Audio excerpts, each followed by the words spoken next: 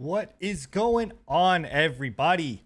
Welcome to episode number 28, and the crew is finally back. It's we're all together. We got all four members. The boys are back. Holding it down, man. It's feels good, man. It feels good. The 3-man podcast was good. Then I'm not gonna deny it, right? It was kind of a cursed cast, though. Yeah. Oh no, there was shit. There was some shit. shit. COVID anymore, so that's good. That's always good. Yeah, But- we're on the up now. But it was God. I mean, it was plagued with technical issues between Scruffy's camera, my internet jacking up and going out at the end of it. In fact, just as a precaution, I actually reset my internet coming into this. I was like, fuck it, I'm resetting my internet. Like dumping all the IPs. I literally had the plague, so yeah. Not the streamer, but Not the nemesis, actual. yeah, like the actual plague. Yeah. But welcome in, everybody. Like I said, it's episode 28. Whether you're listening to it on listening, fuck, man. All right. Whether you are listening to us live when inside of my channel over on YouTube, whether you're on Scruffy's channel on Twitch or Bill's channel on Twitch, or you're listening to us after the fact on our own YouTube channel, which you can do !podcast, and that will get you a link to that, or on Spotify. Welcome in. We're happy to be back and kind of get things flowing. We've got a decent sized show tonight. I think that there's quite a bit to talk about, and we're excited, but it's always, like I said, we're happy to have everybody back and kind of go through everything. And again, if you are live, we have all the chats up, so we're able to participate and be able to watch exactly what's going on and be able to, you guys are able to interact with our channel and whatnot. But one of the things that we wanted to do before the show, we got too deep into it or anything like that, is we do want to send our heart, our thoughts and our sympathy and well wishes, and our heart goes out to everybody that is affected by the stuff that's going on in Texas right now. If you're not aware, there was a pretty bad, it's not even pretty bad, it was a really bad accident that affected a lot of people, and they're still dealing with it down there in Fort Worth. So if you or anybody else that was affected, or just people that were, affected by it, like I said, sorry, and like I said, we send our best wishes and for you and the family and everybody else out there. So, yeah, Absolutely. With that, kick off the show and kind of talk about everything that's been going on. It's been a kind of a quiet week, or last 2 weeks, realistically, for some news. Like, there's been some stuff that's come out. We've had some talk of, expansions, and we've got, buyouts and whatever else. But It's been what? slow for Twitch. I gotta say, we've had 28 episodes straight, well, 27 episodes straight of Twitch drama, and I think this is the first week we don't have Twitch drama. Like, is this it? Did they break their spell? Like, what? Wait, I think we've had one before. I think we've had one prior. What? So let me. Might have been one, but I think we still had something to talk about. I think I remember that. Let me ask: is it because of me? Is it because I left? I took all the drama with me. Is that what it was? Is that how that works? We're gonna have all the YouTube drama now. Yeah. Hey, whatever. But I'm sure Twitch will, come up with something, whether it be, right after this or not. But, to be honest, I'm happy. You know what I mean? Like, as much as we dog on Twitch, like, we dog on it because we want better for it. Yeah. But there is some, at least it's not Twitch news, but it's Amazon news. Like, Jeff Bezos steps down as CEO. Like, I mean, I don't know. Does anybody know? Which is wild. Yeah, like the full details of like why he stepped down. He just was like, I have too much money. He did state that he wants to put more of his time and money into space exploration. So he's kind of pulling an Elon Musk. So he got pissed off because Elon Musk trumped him for money, and so now he's not the richest man in the world. So he's like, I gotta do whatever Elon's doing. I guess so. So he's gonna invest in Dogecoin, get that thing going through the roof. Is Elon officially the richest? Yeah, Elon is officially the richest man in the world.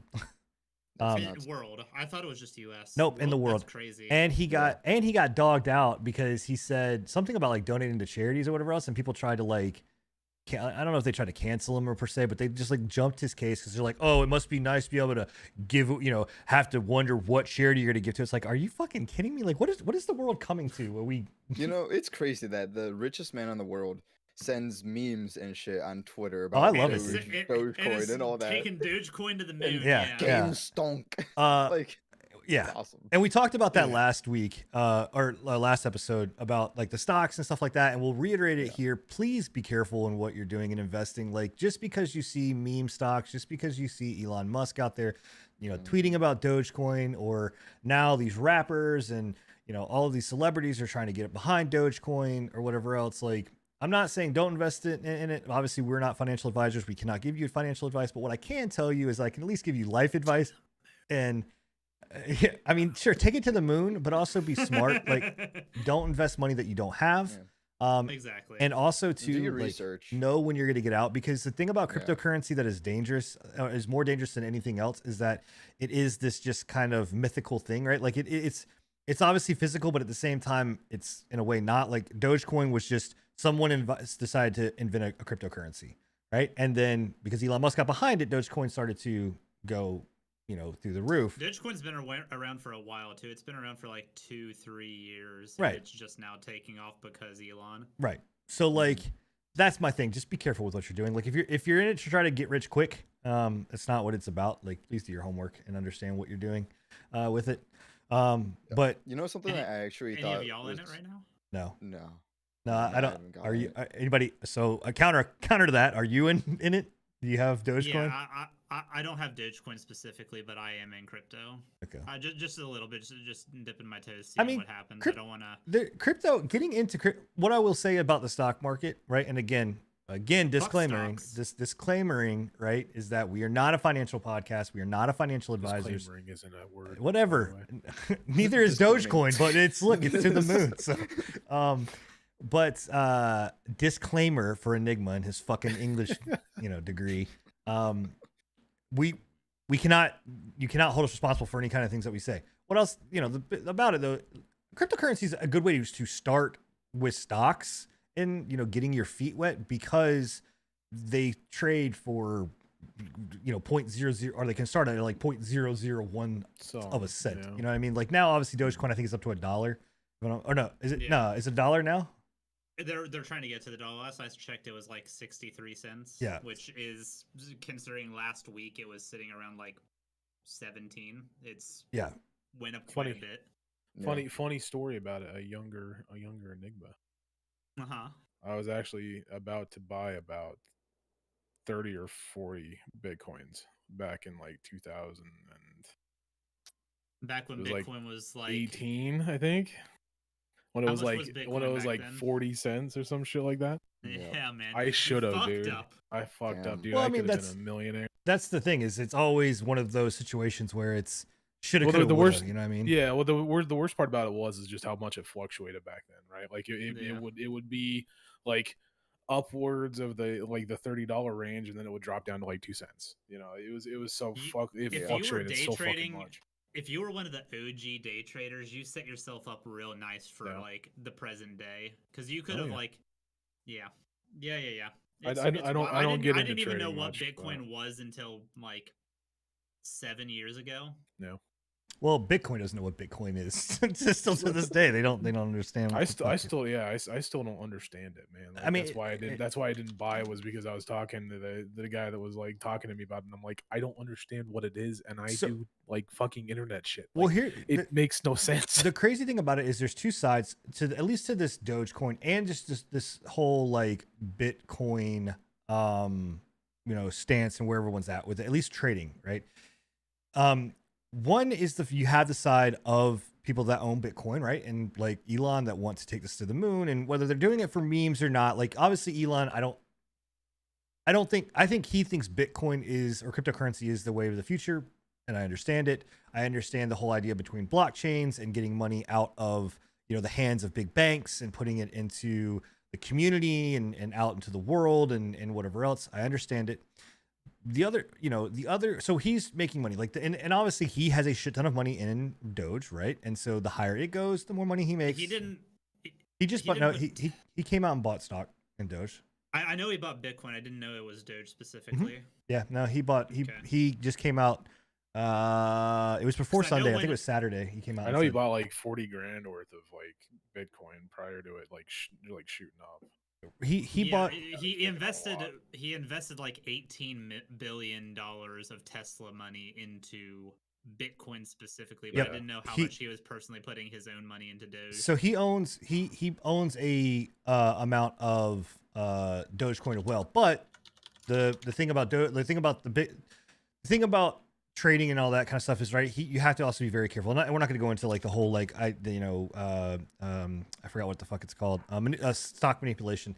But anyway, so the two sides, right, that you can see on Twitter and you see warring right now are people saying that, oh, this is great, get into it, raise the money, raise the price of it, raise the value of it, whatever else, and that's great. And you're trying to make money. Then you've got the other side, which are the investment leaders, investment, officials, people that understand it and ride, and ride the stock market and look at it and analyze it and all this other kind of stuff that supposedly have these, degrees, quote unquote, and there are financial advisors that are telling you absolutely not, absolutely not, absolutely not. Don't do it. Don't do it. Don't do it. Don't do it.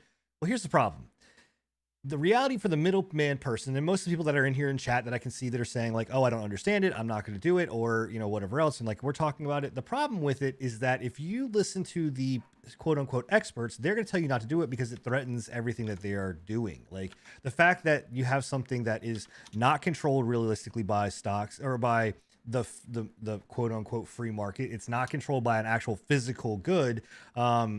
It really threatens what they're doing. So them saying, you don't do this, don't do this, don't do this is not because they want to protect you. It's because they want to protect themselves and their underlining pockets, right? And then you've got Elon over here that's like, take it to the fucking moon. And obviously he wants, to make money. And if there's one person in all of this and everything that I trust, for whatever reason, it is Elon Musk, because I really think that he just is there for the betterment of the fucking world. He doesn't really give a damn what he has to do.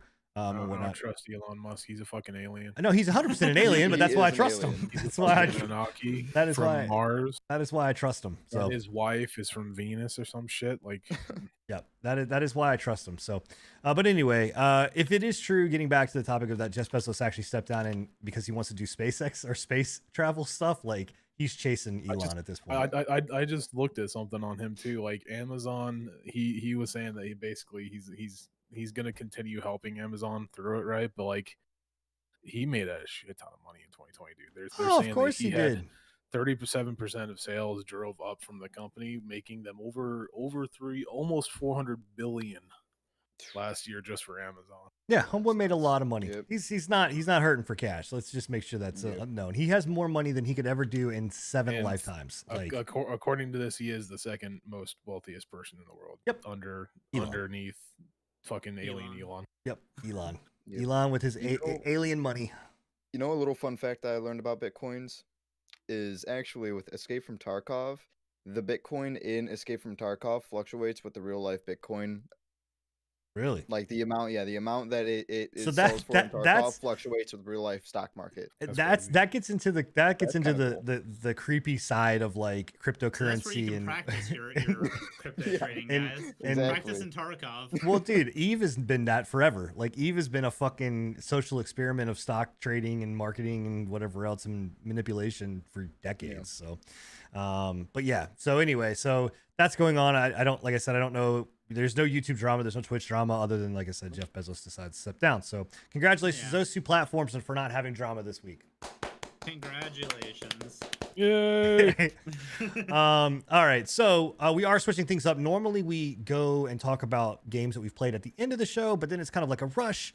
We actually wanted to move this to our second topic. So that way we have a good amount of time to be able to talk about all the things that we've been playing and engaging with. Yep. And then we can go and burn through all the news and things of that nature.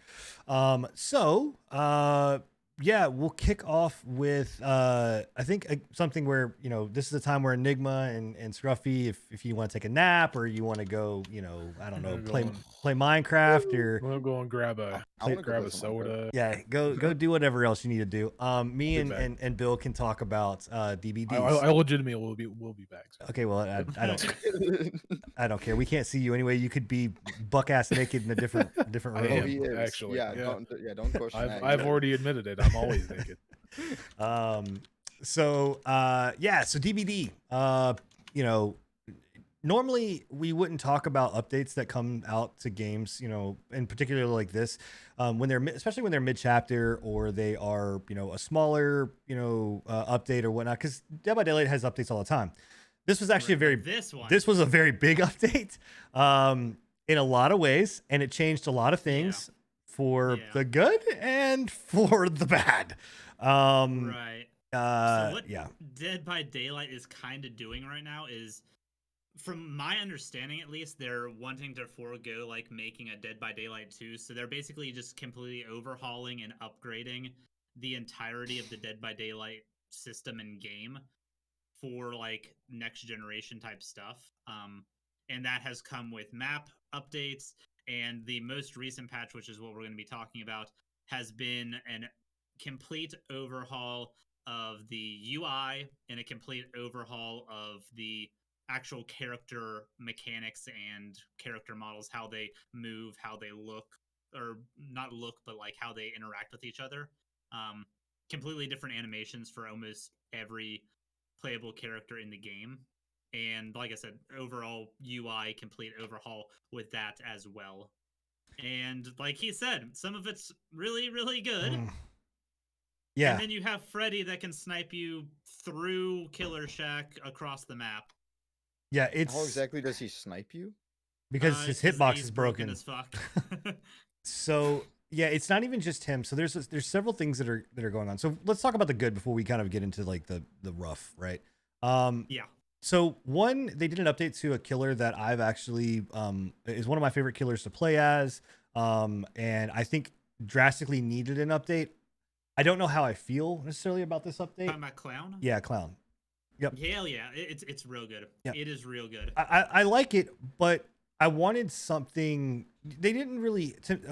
To me, the update that they did to Clown wasn't like a rework, right? Which I guess it makes sense. It's not really. I don't think they were really going for this whole like rework idea. Like, essentially, he's the same Clown, just he has an added ability with his toxins now, where he can trigger one that will allow people to move faster.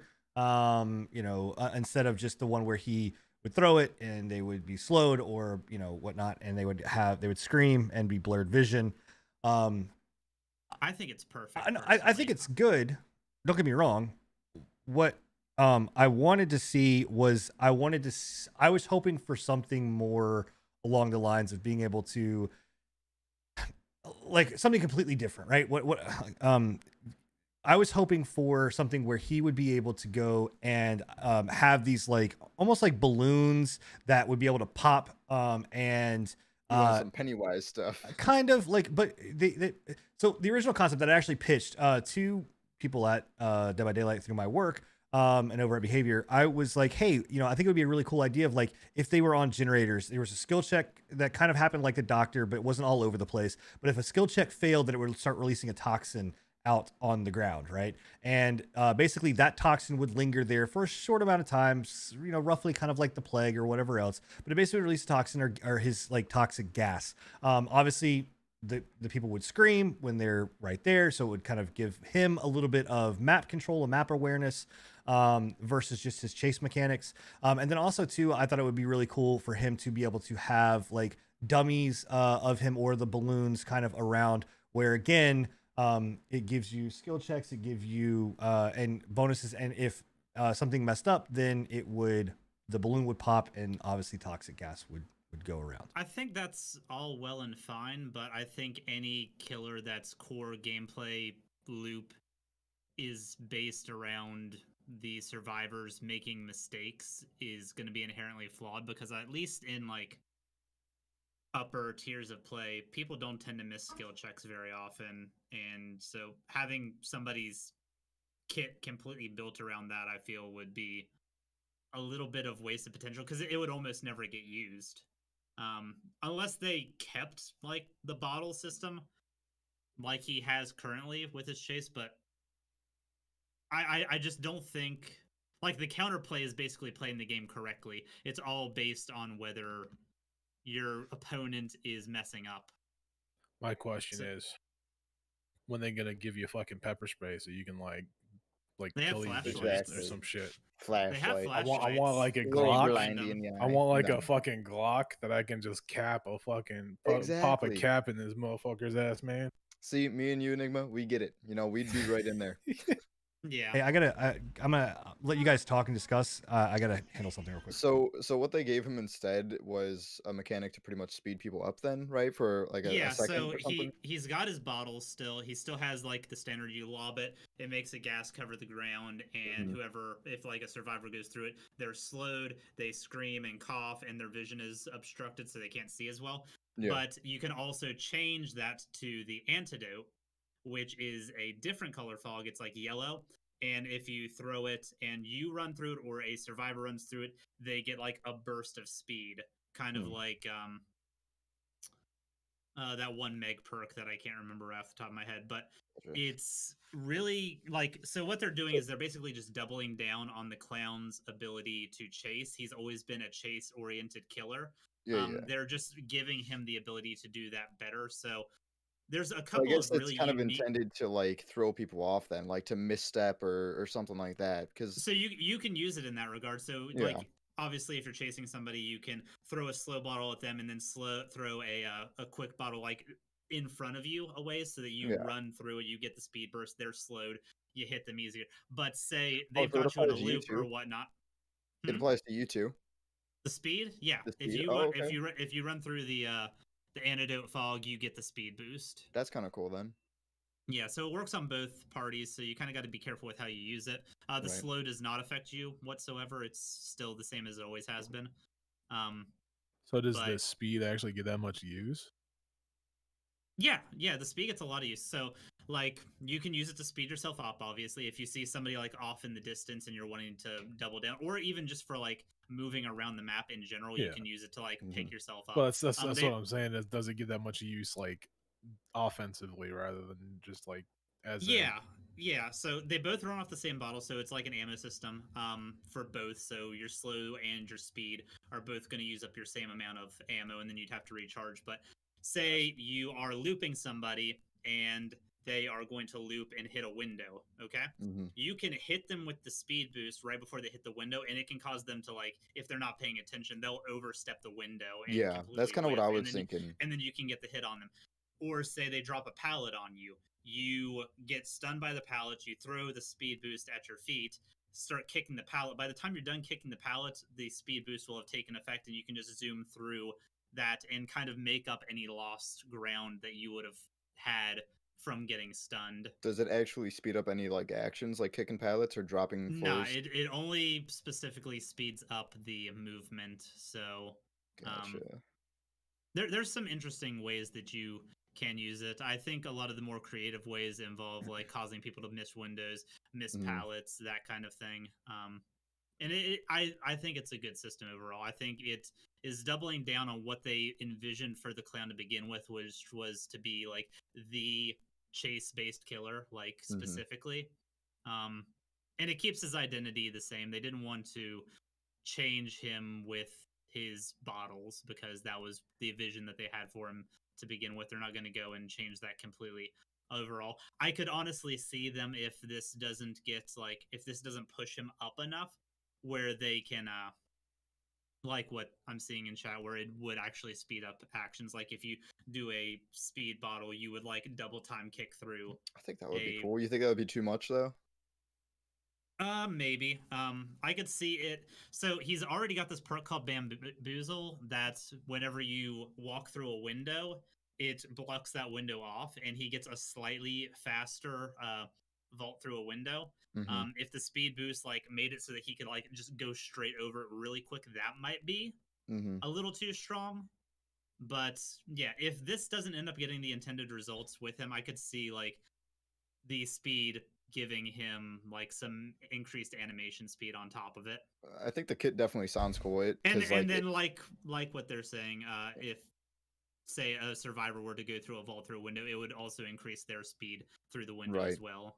Yeah, anything that they give speed wise to the killer should be applied to the survivors because it's like a double-edged sword kind of. Yeah, he's immune to his own poison, but the antidote works for everybody. I think his kit definitely envisions what I think of like a clown killer would be. It's just something to mess with people. So yeah, I think and that's kind of cool. Now that you're back, we had a little conversation about what you brought up with the balloons and stuff like that. I don't know how much you heard of it, but I think that the clown should be able to make like little balloon animals. Yep. And be able to like make a giant balloon dildo to just bitch slap people with. Jesus Christ! Why do we have him on the show? Why is he here? But we were talking about your mechanic is good and all, but it kind of reminds us of the old ruin system, and I feel like any mechanic for a killer that is based around like specifically messing up skill checks or anything like that is in higher tiers of play just not going to be viable because people don't mess up skill checks that much unless it were to reduce the skill check range, and then in that case it would be anti-fun, especially for new players. Well, I think look at Doctor does it. Doctor's a pain in the ass. Yeah, but Doctor's anti-fun in different ways, in the fact that his kit has virtually no counterplay and it's just massive AoEs going through things. The skill checks, I think, are the least impactful thing with his kit. But it all lends back to the fact that it's anti-fun. Doctor is anti-fun to play against for a survivor, and I feel like any system that is based like core killer mechanic based anywhere around skill checks specifically is going to end up being anti-fun or weak to the point that it never gets proc. Like in red ranks, you're never going to get a generator proc unless somebody like jumps off of a generator like real quick to go do something and a skill check happens to pop then. Yeah. I don't know. I mean, it was just a thought of it's an interesting thing, and I like the idea for balloons. Maybe have him like another trap killer where say he can set up the balloons in like windows or something so that if they jump through it they have to get slow gassed. Yeah. I mean, because right now, like, he is a chase killer. He has no map awareness, or map control, which not every killer obviously needs to have the same. And there's perks you can get that can supplement. Yeah. Oh, that. no, of course. I mean, and I run a lot of those. And again, I'm a fan of Clown. Like, I like Clown. I think Clown is probably, I mean, now he's maybe not as underrated, but before he was definitely an underrated killer. I agree. I think he's a lot of fun to play as, and I honestly enjoy playing against a clown. Yeah. I haven't played against the new clown specifically, but from everything I've seen, I like the fact that they doubled down on his chase potential. He has really honestly been the only killer that is purely based around his chase, and I like that they are keeping that identity with him. Yeah, keeps him fit. I know he's a bit chunky. Oh, he definitely chunky, bro. And he's got a new terror radius that is horrifying. Is it smaller? Literally, it's carnival themed, so accordions and shit like that. Don't they have a carnival map now? Yes, they redid that map, and it's beautiful, by the way. Yeah, I saw somebody play it. All of the map reworks that they've done have been amazing, and honestly, I am a huge fan of the UI change. Yeah, I don't know. There's things about it that I like. So what do you like about it? Okay, so I think that I love the portrait animation, the portraits of the survivors. I think that's a huge bonus. I think also to letting having like the tash marks to let you know which hook they're on. I think is much needed. Moving it around, I don't really know the point of that. So the point was, it was more so for killers than it was for survivors, but there's a lot of information visually that whenever you're playing the game, you need to be paying attention to, specifically with like killers and stuff, red stains on the like blood trails on the ground. If you're a bigger killer, you're going to be looking down much. It just unobstructs that bottom layer of the screen a little bit less so that you're not like distracted by all the other info. Yeah. They have a totem What was killer my yet? understanding with it? Oh, what? Do they have like a totem killer yet? Like that lays down like turrets or shit? Turrets? Like totems, like turrets, like the he can like put down. There's two trap based killers. The trapper, which lays down bear traps, and then the hag, who puts down like runes that she can teleport to. See, Enigma wants like a sentry gun to place. No, what I was thinking, I thought it was. I was thinking, I was like, it'd be kind of cool if you could put down like one of those stupid fucking monkeys that like clings, Well, so use it as like an alarm system. The twins are somewhat like that in the sense that you can put down Victor, which is the little baby. You can put him down, and then as you can walk around as the sister, and if someone walks past, he will basically kind of alert and let you know that that's kind of what I was thinking, is like one of those monkeys. Like that shit's fucking broken as hell though. Whenever you get to a point where it's like the last, if you know what you're doing, like to set Victor up in one spot and you're up in another, and basically you can just guard both fucking exits. Yeah, that's a lot of map control. I've seen you do that once or twice. Yeah, but I mean, anybody that's smart can get, or not. I don't want to say anybody that's smart, but if you're good enough, you can obviously get around it. There's, I would say I like her kit, or the twins kit, a lot. But I also, there are problems with that, and kind of it's being talked about right now is like. And again, this is all goes into things where behavior, right? Because I don't want to spend too long on it, but behavior, it's like, it's not to Destiny's level, right? Destiny level, I think Bungie just likes to kick them square in the nuts because they just did it with an update again. Like they just constantly just kick them fucking over and over and over again. I heard this most recent update was good, though. Yeah, no, there's a lot of shit that the community is just like fucking pissed about, but it's also Destiny. The community's always pissed about Destiny. Yeah, they have a pretty rage-faced community to begin with. Yeah, so, but in this... Bungie made them that way, obviously, but... In this one, they just... And behavior seems to like... listen to, they're like, yep, we hear it, but we're gonna do different, like not different, complete ignore it, but they're like, we're gonna work on it, but right now we're gonna do map stuff. Like it's like they fix one thing and then they break something else, and then when the community tells them about it, they just don't want to, they don't fix it, right? Because there's a lot of problems that are in this. The hitbox issues were something that was in the PTB. People were streaming about it before. The same issues like what you're having here, where so as the twins, Victor, you can actually go and block off exits and block off places by just standing there, because it's a person, so she's an immovable object. Whenever, like, once you have Victor, she doesn't move. You can't get around her. You can't push her. So, like, literally, you would block a doorway, right, and just put her on it. So, and then you could block windows. You could block loops. Like, you could hide Victor in different places. One of the things that they broke in this is like Michael Myers will get glitched. And I don't know if anybody in Bill's chat has had this happen yet, but Michael Myers will get glitched. I watched this in Toki's stream a couple nights ago, where Myers, if he's stalking, if they go behind a building, then it will glitch and he can still stalk no matter where they're at. So like, even if they're in the building, if they're out of plain sight, he can still stalk, which is nuts. What's it? He pretty much has walls then. Yeah, he has wall hacks. So, which is crazy. I watched I watched a nurse. Over 9,000. I watched a nurse. It does. I watched a. Oh, I don't.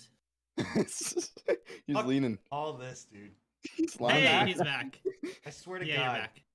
You're back. You know what? Get in here. God damn it, Elon! Can you fix the internet? Fucking Christ, dude. This is bullshit. Mans with fiber over here has more internet problems than us. Like, I don't get it. Chat's asking if it wasn't just the scratched mirror add-on. No. This was like legitimately. I know what add-on you're talking about. I've seen it run before. No, this was not it. This was like, and she was talking about it. She's like, "What the fuck is this?" Because she was actually playing as Myers, and was able to literally see them no matter where they went. I mean, it was like fucking anywhere. As long as they were tracking, she could stalk. She could stalk them anywhere. It was nice. So she basically had a free way to 99 her ability if she wanted to. Yep. She didn't use it, which obviously most people don't, or whatever else. But what I was saying before I got rudely interrupted by my internet was that I watched someone as nurse go, and they were being chased by a nurse, and nurse was inside of Killer Shack, and this survivor went out Killer Shack and was cutting the corner going to the right, and literally the nurse just goes whomp and down and just downs them. And it's not like there's obviously been connection issues and things like that we've seen before. That was not this. Like it's I don't know how they broke it. I don't know what they changed that broke it, because UI would not break these types of things, right? I mean, they're completely like, I'm assuming they are completely fresh character models. Like, obviously the models themselves haven't changed, but they had to rework the character models, how they're moving around the map, and that I'm assuming there's just some like spaghetti arms going on. Probably You know how like sometimes, hitboxing. yeah, you know how sometimes in like action RPGs you'll hit an enemy and its limbs will just start like flailing everywhere. Yeah, well, I do that. I do that in normal life. Like when I walk down the stairs, I'm just like. I'm assuming it's something like that where they just all have Mr. Fantastic arms just going out and back in, like Michael Jordan at the end of Space Jam. You know what I mean? Yeah, yeah. It's weird. I wish that they, you know, like the one thing I'll give credit to Blizzard for with this is that when they do an update to their thing, like to their systems, right? I mean, essentially, WoW is a fucking 10-year-old game, 11-year-old game that has basically been, they've built upon it. They do a smart job, right? Like they don't go and like just are like, hey, we're gonna do this in small little subsects. Obviously, I understand Blizzard is fucking massive comparable to Behavior Studios, but like in a game like Dead by Daylight, where so much of what that game is depends on things being accurate and being right, and there's a room for jank. Like it's Dead by Daylight, we all understand the jank that's there, right? Everybody in this game that has ever played this game, you understand, right, Enigma? I completely understand. Oh my god! Well, everybody that has played the game understands vaulting through a fucking window and being like, "I made it," and getting down. Completely been there. It's the worst thing in the world, man. Yeah, that's actually why. That's how I hurt his back. Was he vaulted through a window? It was. I was running from the baby killer. Yep. Mm-hmm. She was just running from a baby. Yeah, and you guys know I hate little kid ghosts and shit. Oh my god. We talking about TBD here. Wait. I don't know. Anyway, but yeah. So I don't know. I just don't know why they screw around with it so much in this. Like, get it down pat, get it right, get it where it needs to be, and then just dump it. Right, make it as a whole versus this like, where they're going to go with it. It seems to me that they need to really fix their priorities and also test stuff more. Give us Glocks. The game doesn't need. I don't think the game needs to be graphically updated right now. Like I think it's great and it looks good and like the animations are fine, but I think fix the problems that you have and then fix the bugs. Yeah, and then you can start this game. And I always have seen bugs. That's all I really see of it, sadly too. The issue was that the graphic overhaul broke the game. It's honestly comparable to like some Siege shit back before the new branch of Ubisoft took over, where every patch was like breaking the game worse and worse whenever they added new content. Yeah. Yep. Yeah, I don't know. I mean, I want them to be, like I said, I want it to be better. I just want them to kind of work on some stuff and fix some stuff. But look, the game is still fun to play. Like regardless, it is enjoyable. I'm gonna wait until some of this stuff is a little bit ironed out. Even though it's slightly unplayable right now, depending on how scummy your killers want to be. If they want to abuse the system, they can make it a fun time. I play killer, so it's not as bad as when I play for playing survivor. But I'm just gonna wait until it's kind of fixed. Whatnot. Other games that we've been playing real quick to kind of run through this, but myself and Scruffy have been playing 2 games, one of which is Journey to the Savage Land. This game, Savage Planet. It's weird. Savage Planet. Savage Planet. Yeah. Savage Planet. Yeah. Savage Planet. It's good, man. It's really odd, right? Like it was $20. I think now it's $25. I think. Yeah. It's not part of the New Year sale. It may be. I don't know. We haven't checked that one. Yeah, I don't know. Oh, speaking of which, guys, Steam New Year's sale is going on right now up until when it is on sale, $17.99. Oh, there you go. Nice. Oh, so it's actually cheaper than what we paid for it. It's great. Massive Steam sale going on right now. So if you guys don't have any, so now until the 15th. So get your cheap Steam games while you can. Just wanted to let everybody know that is a thing going on. Oh, okay. Yeah, it's $2. A lot of good sales. Open them wallets. But tell me about how savage the planet may be. Okay. Well, I think we're the savage ones. Yeah. So the journey, the journey to the Savage Planet, it is very much in that like vein of Subnautica or I'd say it's like a Subnautica meets a No Man's Sky. It's not Yeah, it's goofy. Like the biggest thing that is it's goofy. There's not a survival element at all. Like there's not in the sense of like you have to manage food or hunger or any of that kind of stuff. Reminded me a lot more of that Black Isle Studio or whatever, the fucking, what is it, the one that they came out with to contend with Fallout New Vegas. About Outer Worlds. Outer Worlds, yeah. Well, I mean, it's got like the humorish stuff behind it. It's got the humor, but it's. I thought it was gonna be like that, honestly, but it's a lot more. I don't know, linear in a way. Yeah, it's so openish world, but it's not as open world as like those kind of games are. Yeah. So essentially, what happens here is you're dropped into this planet, and you're sent there by some weird corp, or whatever else. And the commercials are hilarious and whatever else, and they're fucking bad. Like they're so bad, but they're so good. Is this some like Borderlands style humor? Yes, very like cartoony, in your face, stupid, cheesy. Okay. I'm gonna say it's on the line of like Rick and Morty style humor. Yeah, especially with the ads. If you know anything about the multi-dimensional TV, I was about to spit. Yeah, dimensional cable. Yeah. These two sat there for like 5 minutes, literally bitch slapping each other and throwing. The melee is. Yeah, it's great. So anyway, so you're dropped in, and then basically you're like, hey, we got to fix our ship. And while you're doing that, like you've got to go and get these different resources, and you have to scan different things. But it is very linear in the way of like, hey, you need to go here and go do this, and you got to go over here and go do this, and you have to go here and go do this, right? But it's not to the point where it's like you don't have freedom. Essentially, you can have like your secrets and stuff you can find, your little like.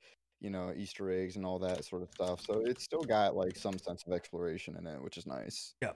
There's just parts that are like sectioned off to where you can't get to if you don't have certain equipment. But at the same time, we've also been able to get to some places we probably shouldn't have been able to get to without having certain equipment there as well, by like breaking things and stuff like that.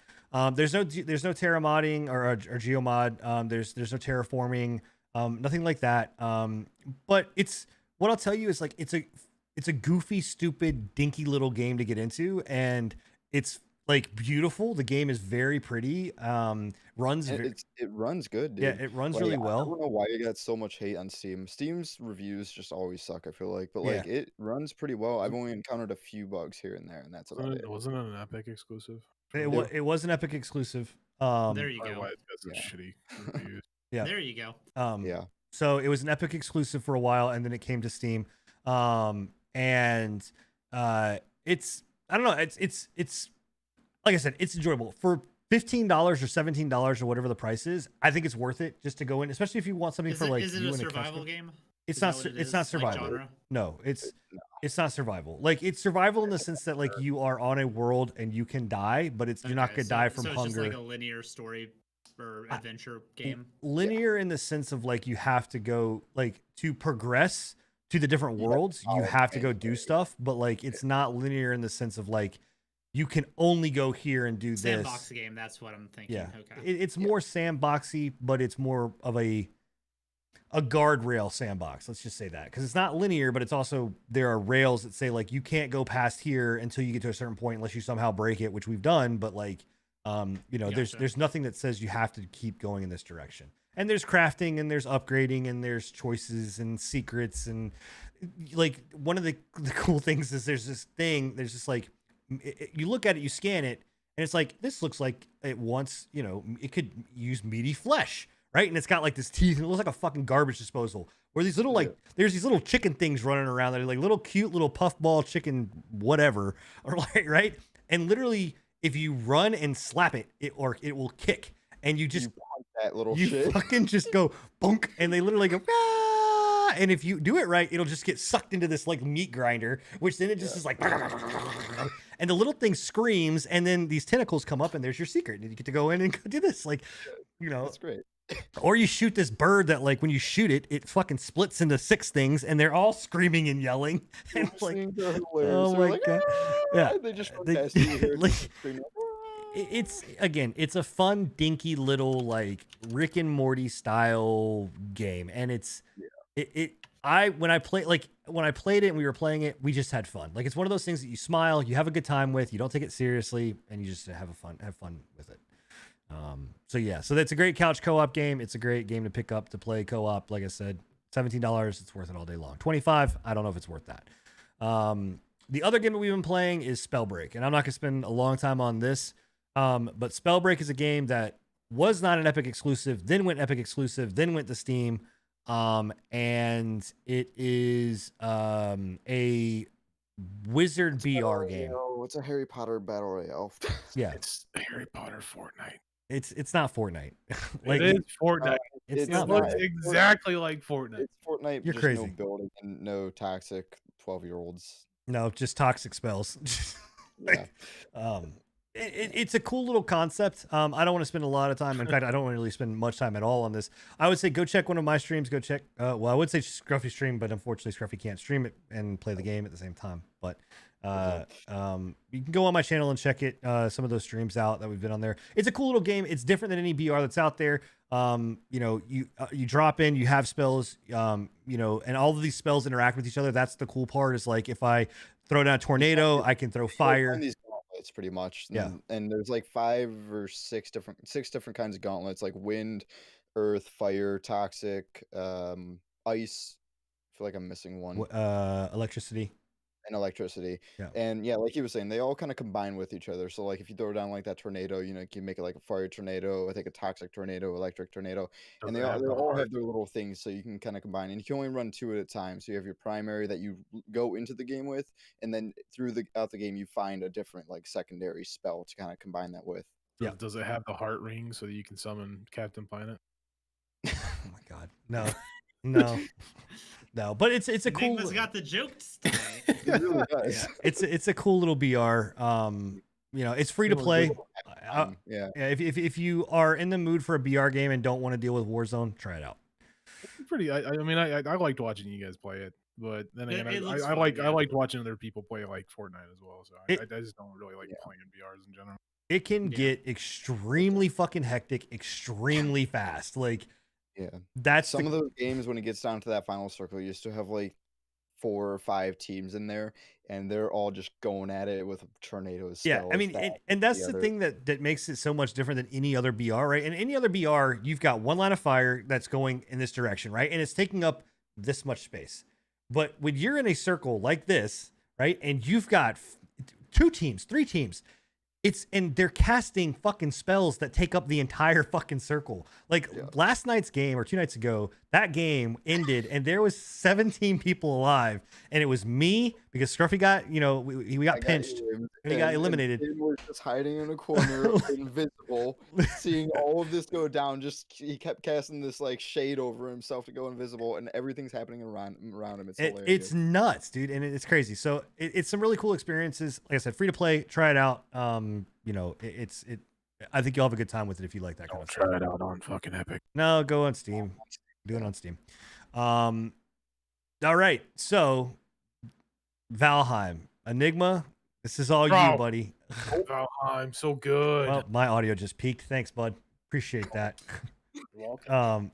All right, so Valheim. Go ahead, talk about Valheim. I mean, I've got a little bit, but like we played it a little bit. You and I played it a little bit the other night, but not to an extent. I've played it by myself too. Have you? Okay. Yeah, I played a little bit by myself. It's good, man. Like Valheim's it's a new like survival that's kind of hit the Steam marketplace by storm, and it's kind of taken over Steam and like streaming. Boy, is it ugly, lots of people. No, it's not. So I will agree with you on a couple things. Yes, you're right. Certain aspects of that game are butt ass ugly. The character models are butt ass ugly. Yeah. The world itself is actually, I have grown to appreciate the artwork that they're going for. The ocean, it's a blend of high res and low res to kind of the ocean and the lighting effects make it chef's kiss. Okay, I don't agree with him on the ocean thing. I don't get it. Does it have ray tracing? It doesn't have ray tracing. It has It has God rays, but it doesn't have ray tracing. Yeah. If that game had ray tracing, it would be fucking just the most I don't know ugliest characters with this god ability of lighting. I don't know. It gives me a very very I would say almost RuneScape charm to it, like the new. No, I getcha. What I get shit because apparently somebody was talking shit on a stream. I'll talk shit to you personally. You don't like fucking games I don't get why he doesn't like fucking... He doesn't like Gorgon. He doesn't like Gorgon because it looks like shit. He doesn't like Gorgon because it looks like shit. Game. Like, okay, but Gorgon is not a good looking game. Exactly. Gorgon is trying to be a game from 20 years ago. Trying style game. Exactly. Right. It's not I'm trying just to be saying, a good looking game. I'm just saying. What does this have to do with Valheim? It's just like we all like our different things. Me and you like that kind of style. He doesn't. Okay. Valheim. It's not. Look, it ain't much. I'm just saying, right? Project Gorgon. If we're going this way, Project Gorgon, Valheim is right about here. No, you're completely full of shit. You are full of shit. I don't think it looks that bad personally. Yeah. The only thing that I think genuinely looks bad is the character models and some of the textures. The textures on the textures, trees yeah. and shit look terrible, and the character textures look terrible. But the fucking ocean mechanics and the fucking water mechanics and like the way that the light shafts play off of it look amazing. Yeah, no, it's pretty in its own way. But once you put armor on it, it's one of the new survivals that came on the market. It's a they market it as a Viking survival game, which we don't have too many of those, which is already like an A+ in my book. It's like one of the only. Know this or not? But I'm a bit of a Viking history buff. He gives a lot of leeway because it's Viking. No, I don't. I really don't. I really don't because I think it's Viking Minecraft, and I think that's a good thing. But it is a good. It's polished up to the point. Like I'm actually very impressed with how polished it is for an early access game. Like coming into it, I have had very little issues with the game. I do agree with some of the stuff that you brought up the other night when we were playing, that it has some like quality of life situations that it needs to kind of help out its players with. Their fucking building system is pretty bad. Yeah, it's not amazing. It's not the worst. Snap properly. It does though. It does as long as you know how to do it. Like once you get it down, it's all about terraforming the ground. You can't like build on like some of the sloping with the terraforming of the ground. That seems like really messy. You can. You just have to use like stilts and stuff. That's the thing is like once you kind of figure out how to work with the building system, the building is extremely enjoyable. I've seen nothing but new players like struggling to put up like a simple like new. Square. Oh yeah, what are you talking about? That was me. I'm literally going. Yeah. I was 2 fucking seconds away from uninstalling that game and asking for a refund because it was like put a roof over your workbench. I'm like, first off, what the fuck for? And secondly, I'm sitting here trying to build, and I build out this I'm like, okay, great. I need to build any normal survival game. I'm like, all right, I got to build 4 walls. I got to put a roof over it. And this game is like, nah, build like 3 posts and put like this thatch thing over here. Then just take this other thatch thing and go this way. And I'm like, that's what I did. He was like building this like complicated ass like fucking circle jerk like house. I was building a square box. I'm like, what the fuck are you doing, dude? Just build 2 pillars and a fucking roof and you're done. I'm building a box. I'm sorry, or whatever else. Like it's called a lean. Yeah, I know what a lean-to is. Thanks, Jake. It's. I mean, I will agree with you that like the building could use a little bit of love. Like they kind of don't have things necessarily amazing. It's not the worst building system that I've ever seen in a survival game, but it's definitely not the best. I think the problem with what's up.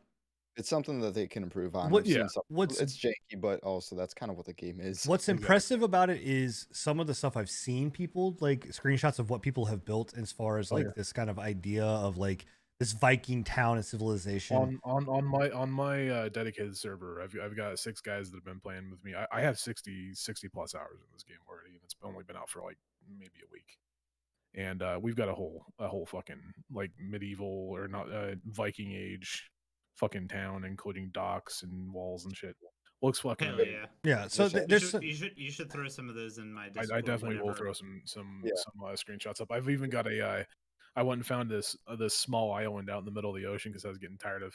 So they've got these events where like the further you progress in like killing the bosses, when you log in or when you first come into the game, the entire premise behind it, it's kind of got like a Shadow of the Colossus feel to it, where you have to go and kill these individual gods, right?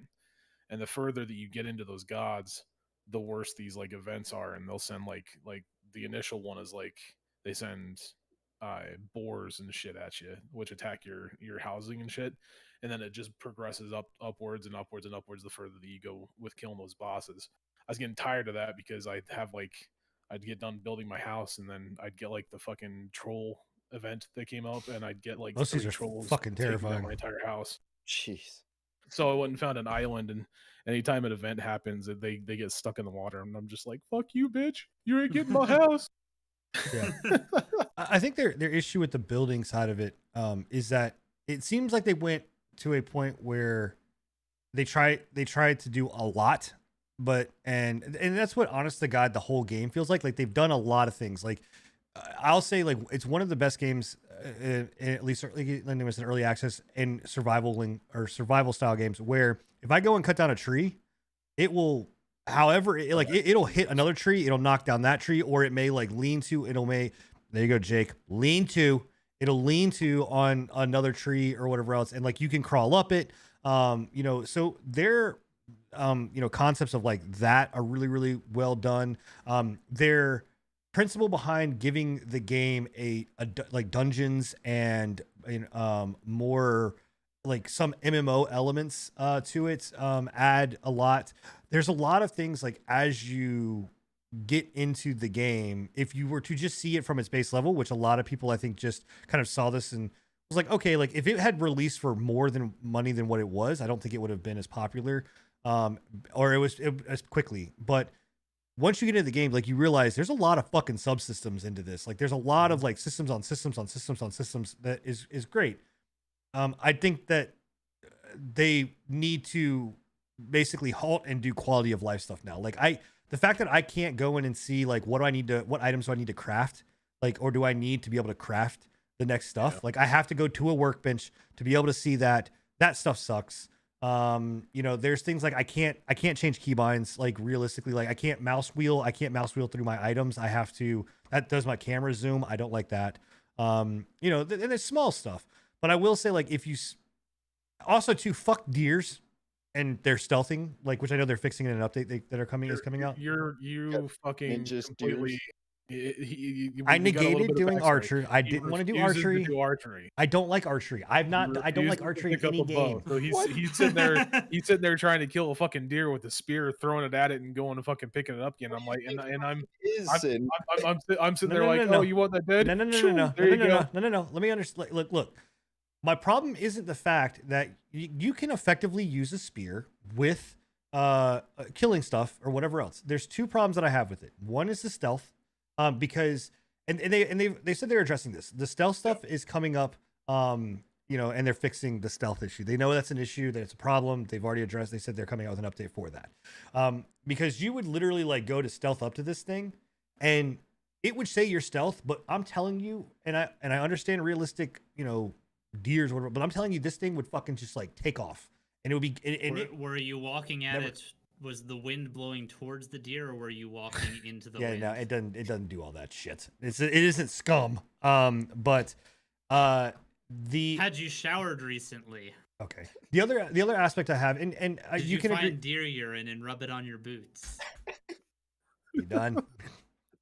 Good. That's a terrible deer call. Wow. Wow. Isn't there somebody on Twitch that you need to go like meet up with, eat grass or something like that?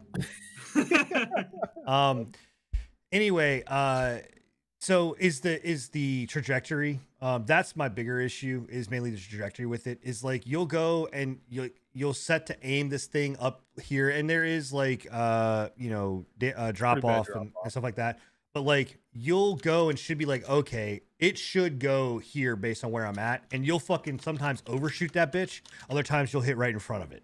So I was watching somebody who was doing some archery stuff earlier, and I see what you're saying, but also it seems like something that you kind of just can get used to. The bows, the reticle is the one thing that they do need to fix. Is yes, the reticle is off, and it's a little bit up and a little bit to the left. You need to aim a little bit up and a little bit to the left in order to hit on center.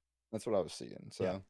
But I mean, aside from that, like it really is a game that is very impressive.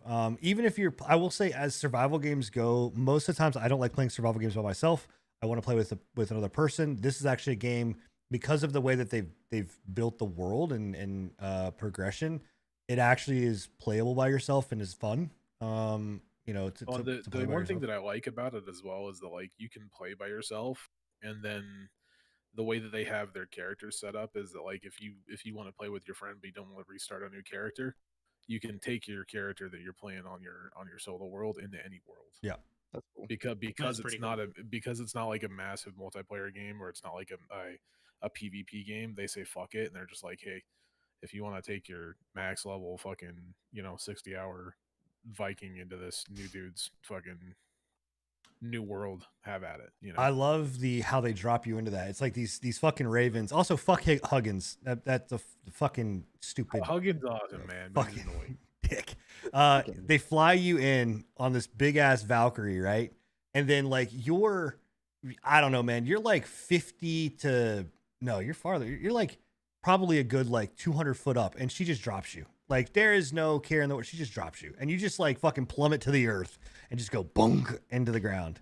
That's but yeah. My favorite thing with this game so far is for somebody to piss off a lot of things, run up a hill or whatnot, and have a tree like pre-cut ready to fall, and they just drop the tree and roll it on everything. That's the physics mechanics in it are awesome. Yeah, I don't get to do that. I just have them chase me forever and ever. Okay, that was actually something I was going to ask. Does the base building have physics? Everything is physics based. You have to actually like to consider what you're like, how far out you're building and everything like that. Yeah, and even like smoke, like you have to have holes for smoke, otherwise you'll smoke out your fucking room. It's got a I guess that would mechanic make sense with airflow. If a troll comes in and smashes one of your building supports, it would all topple. Yeah, that's why, like I said, that's why I went out and found that Soul Island, is because I had a troll come in, take out half my base, and the rest of it fell down. Yeah. Another thing, is this game procedurally generated? It is. The entire map is procedurally generated, and it's a huge fucking map. That's like good. it's not just like a small map. It's like a world. Have you worked in like multiple worlds, and have any of you guys, and how much variation actually is there to like from one world to another? Is it like biome based, or it's biome based. They've only got currently 4 biomes that are actual. Okay. Yeah, 4 biomes. They've I'm got sure the they'll meadows. add more. Yeah, they will. They've got the meadows. They've got the dark forest. They've got the savanna, and then they've got the swamps. And they have 2 other biomes called the cinder biome and the mist biome that are in the game currently. It's just nothing spawns inside of them.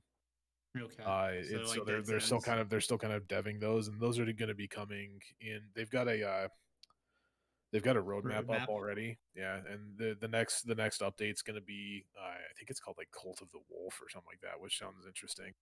They haven't really detailed anything. Cool thing is, what it is. It's come out of nowhere. I mean, the game it literally came out of nowhere. I literally found out about it 2 days before it released, and was like, "Why have I never heard of this?"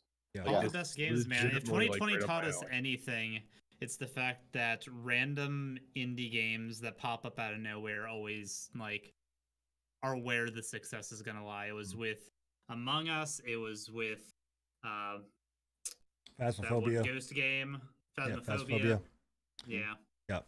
It's just a good time, man. Indie devs, like, there's a lot of them out there. It's real saturated, but whenever they hit gold, they fucking just boom. The one thing I will to the moon like Dogecoin.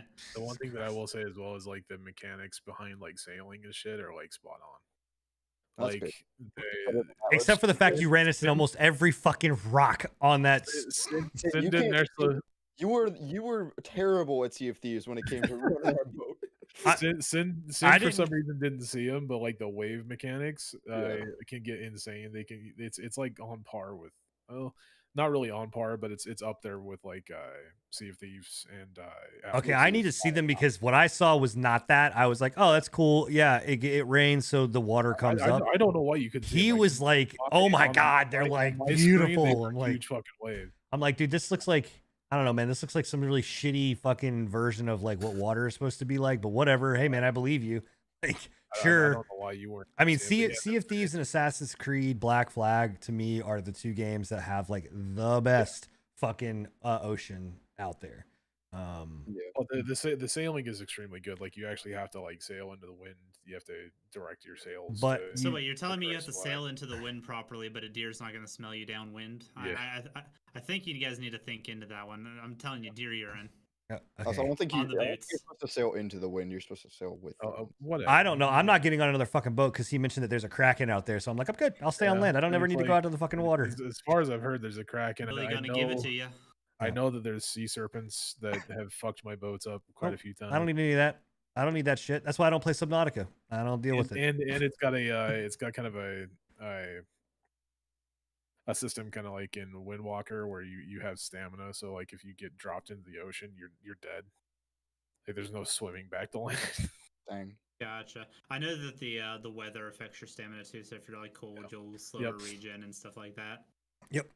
So it's good, man. Like I game. said, it's definitely one of the first Viking like survival Minecraft for the win. Not even because it's Viking, but one of the first survival games that's like been polished enough that I'm like, wow. Well, I think it's a good thing that they went Viking though. I mean, I think that if we would have just got another post-apocalyptic, it hasn't really been saturated. Right. Plus that's like heavy into like Viking culture. Like they're all about like bouncing around, building up bases out of nothing, sailing, exploring, everything. pillaging, all that kind of good stuff. I'm surprised it hasn't been done before, especially by like that's what I was saying, man. Like we've literally had zombie survival games, dinosaurs. You've had pirates. You've had art. Where the fuck's our goddamn Vikings survival games? Yeah, that's what I'm happy. Like I thought when I first seen this game, like when it released, I'm like, oh no, it's just another Ark clone. You know, I literally thought it was made by the people who made Ark too, because it looked like that light and dark game or whatever they made that was a trash dumpster fire. And Citadel and Citadel, all of those. So I'm like, oh, please don't be. But I'm glad to see it's actually took its own direction and has been pretty good. Yeah, so I think it's a good deal. If you guys haven't looked at it, definitely take a look at it on Steam. I think it's like I said, I've got 60 hours in it, and I'm not even halfway through the fucking bosses. Yeah, so, it's definitely fun. Check it out. Okay, so we are going to plow through these fucking articles that we've got here in the news. First up is YouTube side. Happy about this, but obviously I moved over here for live streaming. And there's a few things that I think that are missing on this side, and YouTube is adding clips to live streaming, which I think is a big deal. But the interesting thing that actually came out too that just recently changed was not only just the clip stuff, but actually their algorithm has changed now to feature or make it more prominent for live streamers. So one of the things about the YouTube algorithm is that it used to be based on like content and likes and hitting the sub notifications and things like that, and like it would go through this whole big thing about kind of who is it going to push to you. Well, now what they're doing as far as like recommended content and what's getting bubbled up is actually based a lot around comments, and that's a large chunk of it, and it still has the other elements to it, but your comment section is very, very big, and also these clips are going to be big parts of the algorithm. So with live streamers, as things are happening inside, well, I don't know if they're going to keep it like this, but as it stands right now, because technically a live stream is a quote unquote VOD, a video of how they do it. Every single chat message now basically helps with the algorithm to boost that up. So people that have engaging spam. Yeah. So look, all I need you guys to do, just go into my channel and just start spamming eyes and P's and penises. I don't really care, whatever. Just get that thing, get it. I need a mini message. But anyway, it helps with getting the discoverability scene, which I think is good. And I think adding clips is great. And I think it shows YouTube trying to focus in on some of the live streaming stuff, because I do think that they have a winning program over here. It just needs it needs some work. But yeah, the way they're making these clips is kind of interesting though. I looked at it, and it's pretty much like clips aren't their own video. They're segmented parts of the actual live video, or post a video or whatever. So I thought that was kind of interesting, because the way you have it on Twitch is like you clip something and it's its own thing now. It's this 1 minute or 5 to 1 minute thing. So yeah, I don't know how that'll be really. So what I like, there's things I like about that and things I don't like about it. Because I was on the fence. And Epos Vox actually did a really good kind of breakdown of the clips in YouTube. But the thing about it that I like is that they, once you go into that clip and you watch it, it basically will auto put you into the video right when it's done, right? So it's not gonna go like, well, it'll loop at first. I think it's set on a loop of the clip. The way I was seeing it from one of the insiders who's actually working on it, it loops the clip, but you have the option to either just cancel the clip view or just click on the the bar to go anywhere in the live video, or just catch up to the live video. All right, so I didn't know that it did the looping. I was just going off of kind of what I saw on EPOS Box, and that's good. I mean, it has the option to loop, but anyway, I think it helps with discoverability. Whereas with Twitch, like if you watch a clip, if you're not hitting that button to go to the next clip, go to the live stream or go to that channel, it's just gonna play a random fucking clip. Like I just get random clips of things that I could care less about, whatever else. So it's interesting to see kind of where they go with it. But like I said, I'm happy that they're at least focusing on live streaming and saying like, hey, this is something that we need to actually physically do. It's a cool system, and from what it looks like the streamer should be able to like take those clips and like just tell YouTube that you want to like segment this out as a video for like a short. Yes. And you should be able to easily do that. But from base level, from what it's looking like, it looks like they're just basically interactive highlights or interactive timestamps at first, and then the streamer can determine what they want to do with it from there. Yeah. I'm just a little confused on how like these clips are going to be shared. Not like, because obviously you could just like make it, clip it, and share it to your friends and stuff, but like if they're going to be posted anywhere as like in like a little clips category or something, because as of right now I'm not really sure how. I don't know. I don't think YouTube's even aware. They haven't mentioned anything about like how they're going to be, because it's not going to be pushed as a video. They've confirmed that it is not like clips themselves are not. That's a good thing though. Specifically video, because they would get lost in the floods of hundreds of other videos. It would completely oversaturate an already oversaturated video thing. You would just like your homepage would be nothing but like. It needs to be its own, to 60-second category things. of just like highlights and clips, like something like that, to not flood the already existing videos, but also not have the clips be lost in those videos or something like that. Yeah. Well, I think what they're going to eventually move down and see is like, we've all seen the rise in TikTok, whether you like it or not. I can't stand TikTok. I hate fucking TikTok. But TikTok is successful. I think the thing there is like YouTube obviously sees that and they're like, okay, cool. How do we capture this? Like, how do we do something like this? But they also, look at it like our bread and butter is videos. It's not live stream right now. But what I will say is that they did just have a conference, or they at least announced a conference where they're pulling all of their top live streamers in to do kind of like this whole breakdown of what do you want, how do we change it, how do we make it better, how do we see it going, and what do we need to change. So that's good, right?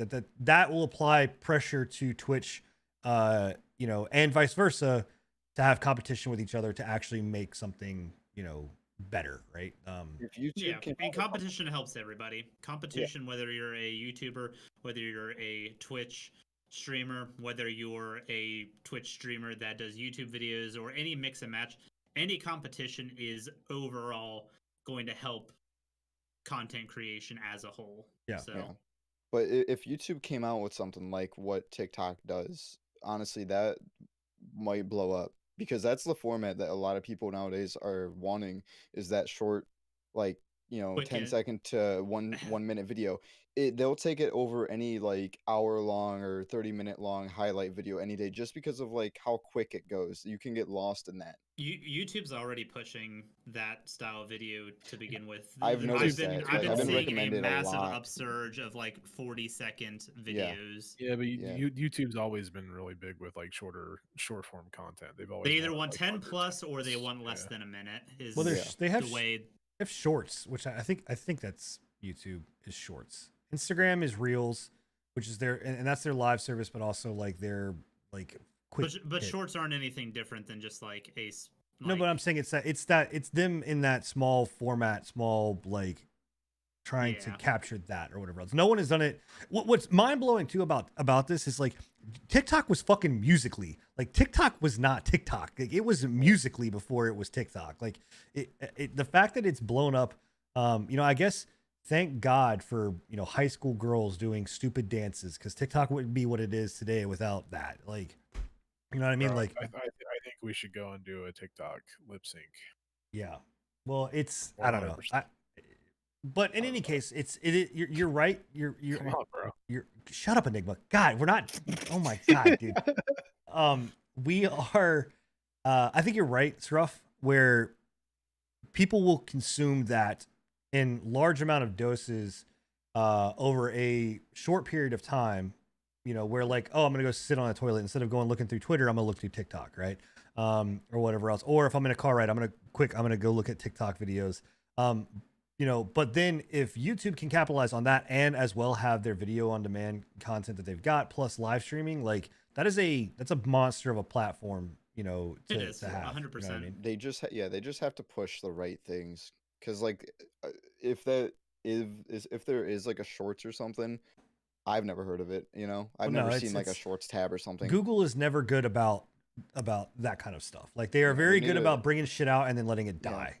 So. Yeah, they need to really like focus in on some key, aspects of it. But... No, absolutely. And I'll say, like, being over here on YouTube, like it is a lonely feeling, like watching, everybody on Twitch, streaming it. But I mean, I understand. I made my choice and I'm happy with it. But like what I'll say is, like, discoverability for something like Spellbreak or Journey to the Savage Land or Neo, like, or whatever else, like playing those types of games over on YouTube won't get you the viewers that will just come in and start chatting and being like, oh my gosh, this is great. Like if you're not playing the top games, like obviously you're not going to get the live view content.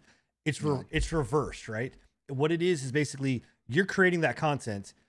You're going to be in that kind of small bubble for a while until that content becomes part of the algorithm. And then once that algorithm takes off and your videos start getting traction, then someone basically goes, oh, this was a live stream. Now I'm going to come into your to watch your stuff. And I want to be part of your channel, your live channel, or they're going to watch it later. Right. Which it's, still different. But whereas on Twitch, it's the reverse. It's, you have that chance of being into that live, those smaller games will gather those people. Right. Whereas on the bigger games, your discoverability is complete dog shit. Like you're just not going to get picked up if you're playing Call of Duty or Warzone or whatever else. Like everybody is playing that shit. So it's just two interesting dynamics, and it's interesting to see where they're going to go with it. Scruff, I'm gonna let you take this one. Terraria. Something happened in the Terraria world. Yeah. Well, this is actually pretty crazy. So it came out about a month ago that the co-lead developer of Terraria, his name's Andrew Spinks. He came to Twitter to pretty much tell that YouTube or to Google that his YouTube account for Relogic and Terraria, his whole YouTube account, was pretty much taken down and like terminated. Like the videos I think are still there, but they can't have access to it. So he was like, what's the deal with this? Like something's up. Why can't we access? They said they got some DM or not DMCA, some TOS strike or something about whatever. So he pretty much went to Twitter about it to try and like get it resolved, and all the Google has done is jack shit. For the past month, he's literally had multiple cases of more than just YouTube stuff being taken down off Google, like his Google like storage. I'm pretty sure, let me see, like even stuff that he's bought on Google Play, he doesn't have access to anymore. So like everything on Google is being restricted from him. So with this being said, they've pretty much decided to take Terraria off of Google Stadia. Like just completely, like, they're not supporting Google Stadia at all whatsoever, and there'll be no further development for that. So I don't know. That's pretty nuts. That's actually something that's been happening with a couple of other different games too. From what I've heard, there's taken off of Google Stadia. Stopping Google Stadia. Well, Stadia themselves are not doing anything else. They have stopped all of their own in-house development for games on Stadia. Yeah, they're going exclusively for third-party developers on the Stadia platform. Doesn't surprise me, man. I think that's good. I mean, it's bullshit. I think in a couple of years, Stadia is going to be. It's just going to be like every other one of Google's projects. It's going to be like that Google Plus or whatever, their fucking Facebook clone. You're never going to hear about it again. I don't even think I heard about that. But yeah, like it's pretty bullshit. The Google's support and everything for stuff like this. So I have nothing but respect for Terraria still and their choices of what they want to do. It's honestly pretty standard for Google. Yeah. When it comes to like problems, they don't really give you too much. One of the best things I think that Terraria could do is I think that they could go to Xbox and go to the xCloud system, their Project xCloud, and be part of like that Game Pass and all that kind of crap. Yeah, I think they that might already be, but I'll have to double check on that. But if they can go become part of Project xCloud, because I've actually had several friends that are actually using xCloud, that Project xCloud, and they said it's amazing. I mean, they said it works phenomenally. Now, right now, obviously, there's not that many people on it, so it's not a really good judge, a basis of like stability. But Stadia doesn't work, and there's only 4 people on Stadia, right? Like, I mean, Stadia's a piece of shit. And then I actually got access into Luna, and that's okay. It's not bad, but it's not great. Like, but Project xCloud supposedly is supposed to be really good. But yeah, I mean, congrats to Terraria. I mean, I think stand up to big companies and things like that are doing things that they probably shouldn't do, and I mean, I think that they're successful enough on their own. I mean, they've made I'm sure they've done really, really well, or I know they've done really, really well on Steam. I think Steam and direct to download is the only place you can get it, right? Aside from Steam, yeah. I think consoles. I just looked. I think it is on Xbox Game Pass. Yeah, that's good. Yeah, so good for them. No, it's not on Epic. Not on Epic. No, it's not another good for them. No. Android, PlayStation, Nintendo, Xbox. I think mobile is their biggest platform, if I'm not mistaken. I think that they have. It's very similar to Minecraft, where mobile. It's not their big. I mean, PC is definitely always. I bet their user base. I'm talking about user base. I bet their user base on mobile is larger than their user base on PC. I'd have to double check on that, but I mean, it's all pretty big. The only reason I wouldn't say that's probably the case is because of the mod community on PC is Minecraft. Minecraft is more played on mobile. A few updates behind. Yeah, but Minecraft is played. I'm just going off. Again, I don't know the numbers, but I'm just saying Minecraft is played more on mobile than it is on. There's a more user base on mobile. Same thing with Fortnite. Whatever else. Now, obviously, Fortnite's free, but same thing. Like the user base on mobile is larger than the user base on PCs or consoles. Maybe not combined, but yeah. Anyway, so good on them. Enigma, you've got this one. So Gearbox being bought out by Embraced Group. Yeah. Yeah, I remember that. Okay, I remember that. Yeah. Yeah. No, they got Gearbox got bought out by a mobile development company essentially. Oh, that's what Embrace Group is. Yeah, they do a lot of like Chinese mobile games and shit. Oh, jeez. Are they going to give bonuses though? That's the only probably question. Not. No, because like as far as I know, Randy's still the lead of Gearbox, so he's probably going to continue to fuck over people just like he has been for the past however long he's been fucking over people. It's just really sad that like Gearbox was one of those companies that I used to really, really, really, really trust, and I don't have any trust right now. Oh, the good was it news, always the same guy? Randy Pitchford. Randy Pitchford. Yeah, he's always been around. He started off as like a really cool dude and then became a big dick. He was always a dick. No, Borderlands, dude. Borderlands 1. He was really good. And then what was there? They had another game too that was it was Borderlands and Colonial Marines or whatever they. No, not that fucking shit show of a game. It was something else that they did. But anyway, he was, I don't know, he was a cool dude, and then he became a dick. Never like him. I always thought he was a pompous prick. That sucks. Yeah. Well, yeah, the good news, I guess you could say it was good news if you don't like Gearbox right now. Essentially, what they're doing is they're putting him on I don't know if you guys remember the whole fiasco with Fallout New Vegas, where Bethesda basically told them that you're on a performance base.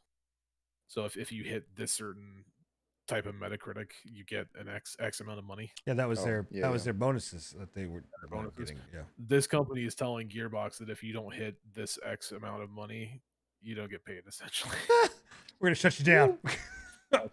From what I can understand, from what I was reading, they have like a target of like if you don't hit over $1 million or something like that. It's something stupid too. It's like all of their games that they've released have never hit this. What do they have? Do they have a new game coming out? Like Borderlands? They're just pushing heavily into Borderlands 3, like year 2 content. Oh, gotcha. Which Borderlands is still doing fairly well. It's not doing amazing. They can do $1 million well. Does Gearbox have anything to do with the Borderlands movie? They have to. I didn't. They gotta have some kind of play in it. They gotta have some kind of play, but they own the licensure for the franchise, but I don't think they're actually an active in the screenwriting. They're probably just given a license and just kind of like they'll collect whatever. I read today that Jack Black's playing Claptrap. Yeah, I saw that too. I don't know how I feel about that. Like, I love Jack Black. I think that'll be good. His Thor impression was great. Yeah. Did you guys see his Thor? It'll be funny, but it won't be. And Kevin Hart's gonna be Roland, I believe. I think so. Yeah. I don't even know which one Roland is. He suck with Borderlands. He's the commando from 1. He was him and Lilith were a thing. Gotcha. I actually wouldn't mind going back to play Borderlands 3. It's a good time. To give a little insight though, Embracer Group, they own a few other notable studios. They're not just like some random mobile game entity. No. Biggest of which is they own THQ now, which owns like notably Gunfire Games, who did the Revenant series. Embracer Group has been buying up a lot of 2020. They acquired a lot of studios. Yeah, they bought. It's very interesting to see kind of what's going down with that. And from what I understand, they're pretty hands off with a lot of they don't really put a lot of restrictions on any of their subsidiary studios. They kind of just let them do their thing as long as they're meeting budget requirements. Dude, it doesn't matter. Everything's gonna be owned by Tencent soon, so it's all a matter of time. That's essentially what I was trying to get at. It was like it's kind of interesting to see what's going down because Tencent is buying a lot of companies up, right? Yeah. EA is continuing to not as heavily, but they're continuing to buy up entities.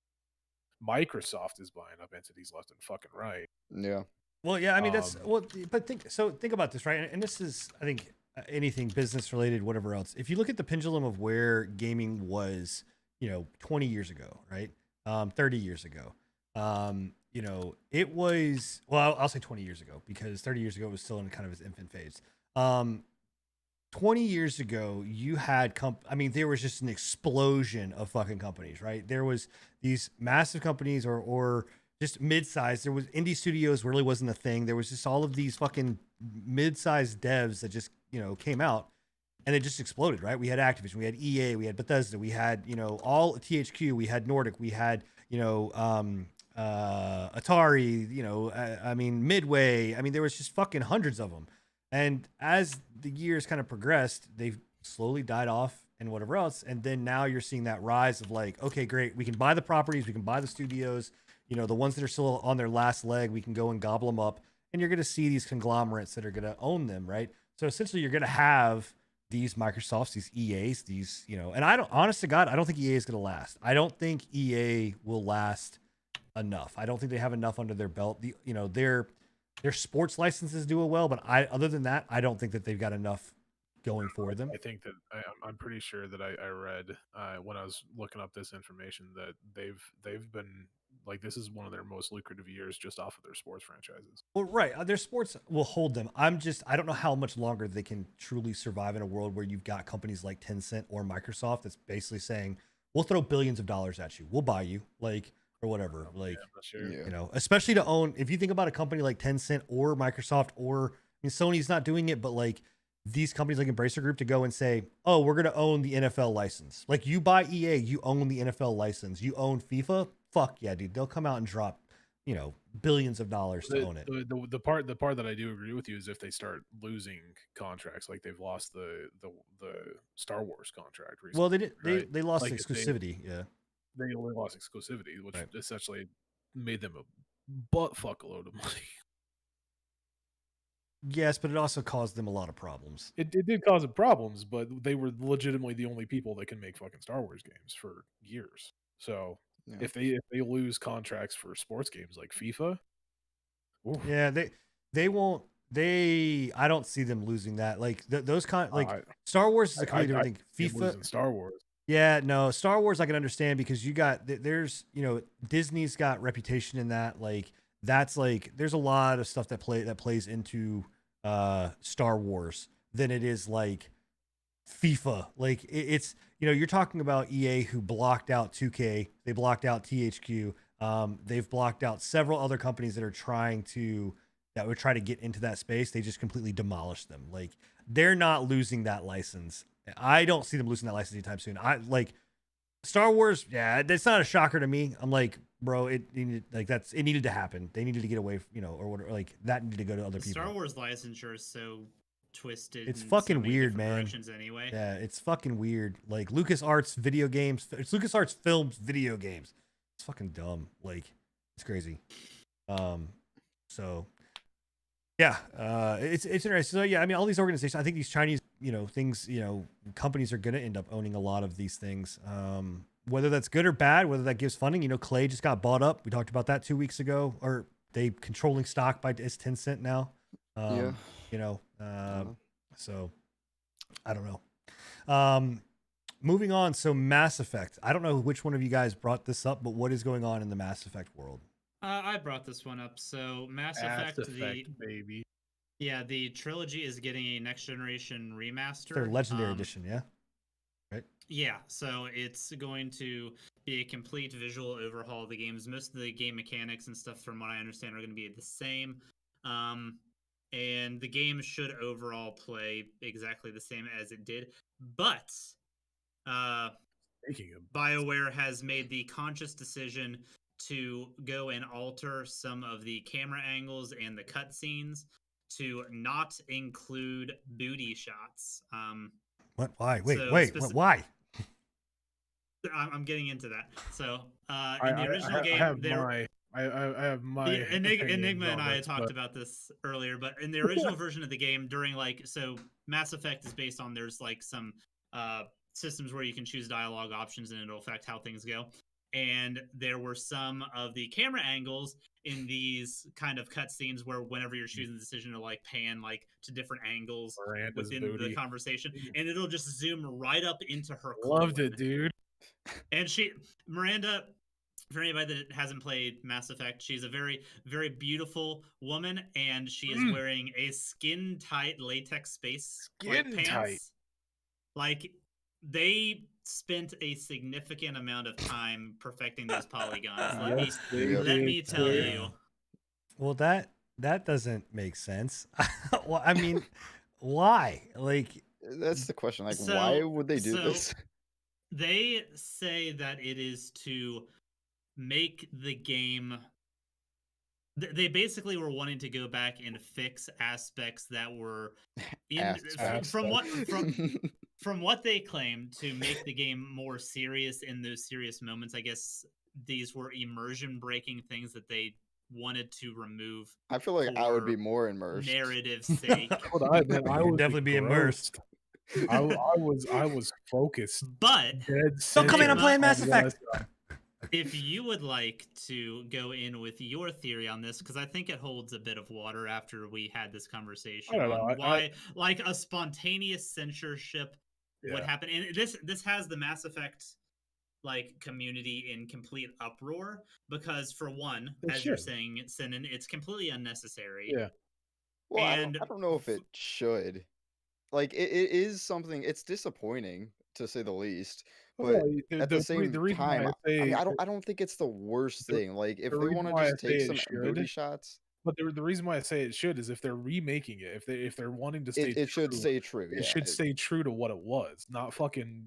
That's why I don't like the Final Fantasy VII remake. Because But from what I've heard, I've never played Ass Effect, but from what I've heard, that there's only like a select. You can get that on the number of Steam these Lunar Cell ass right now. shots. It's anime There's version. only like a select number of these ass shots in the there's dialogue. quite a few.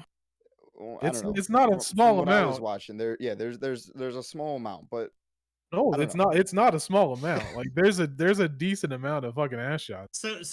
So it just doesn't seem there's like it's that big a deal. I think people are making it work. It's not where it is. I'm not saying that it's a huge deal, but I am saying that to me it's a huge just disappointing. Deal. I feel like to me it's a huge deal for the reason that I was going to get into, and I'll let Bill continue. Real quick. There's a scene.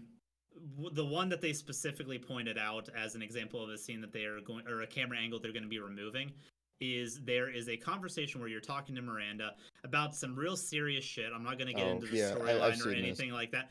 And she's like leaning over a console, like doing something on a computer, and the camera is just like in her asshole, bro. Like you don't see anything of her from like lower back up. It's just ass. And then Shepard off in the distance. That scene specifically, I feel like is okay though, because and I've seen it. You're okay with that? No. Okay to be removed.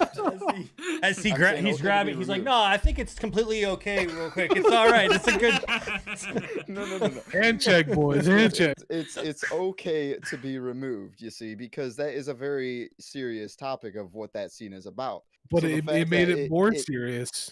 It made it so your attention was driven somewhere else. Not. I don't even remember what that fucking. I don't even remember what that dialogue was about. God damn it! I gotta turn it. It was serious in the first place. I gotta turn Enigma down. He's getting excited. You were focused on something else. Oh shit! I gotta turn Enigma down. He's getting excited. The biggest thing is her ass. Yeah.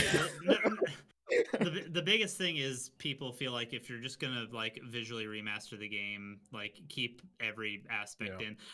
For me personally, I could give two shits one way or the other. It's their game, it's their IP. They can do what they want. But I just found it amusing that they, for one, are feeling like they need to censor this kind of stuff out of their project. BioWare isn't the same BioWare it was back in the day. This is basically a completely from the ground up different studio than what BioWare used to be.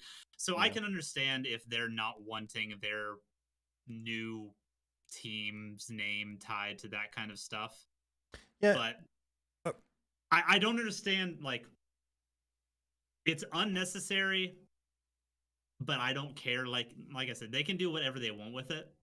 But a lot of people just feel like it's egregious and unnecessary. The thing, real quick, right? The thing that I'll say that I have an issue with, right? And obviously, out of a lot of people on that, on this show and all our viewers kind of know, I am very much of kind of that like vocal ass, or whatever else.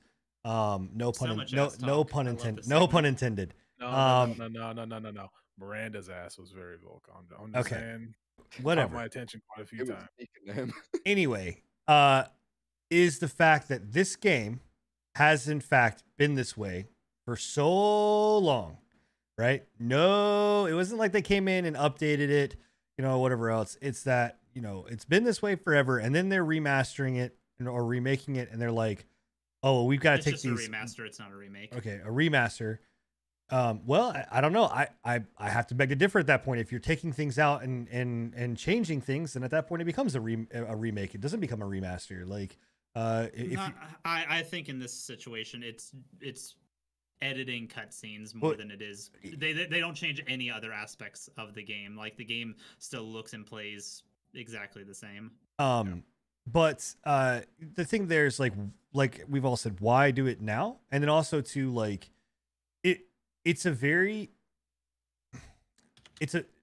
censorship is a very dangerous road, right? If this is it kind of ties in with my theory.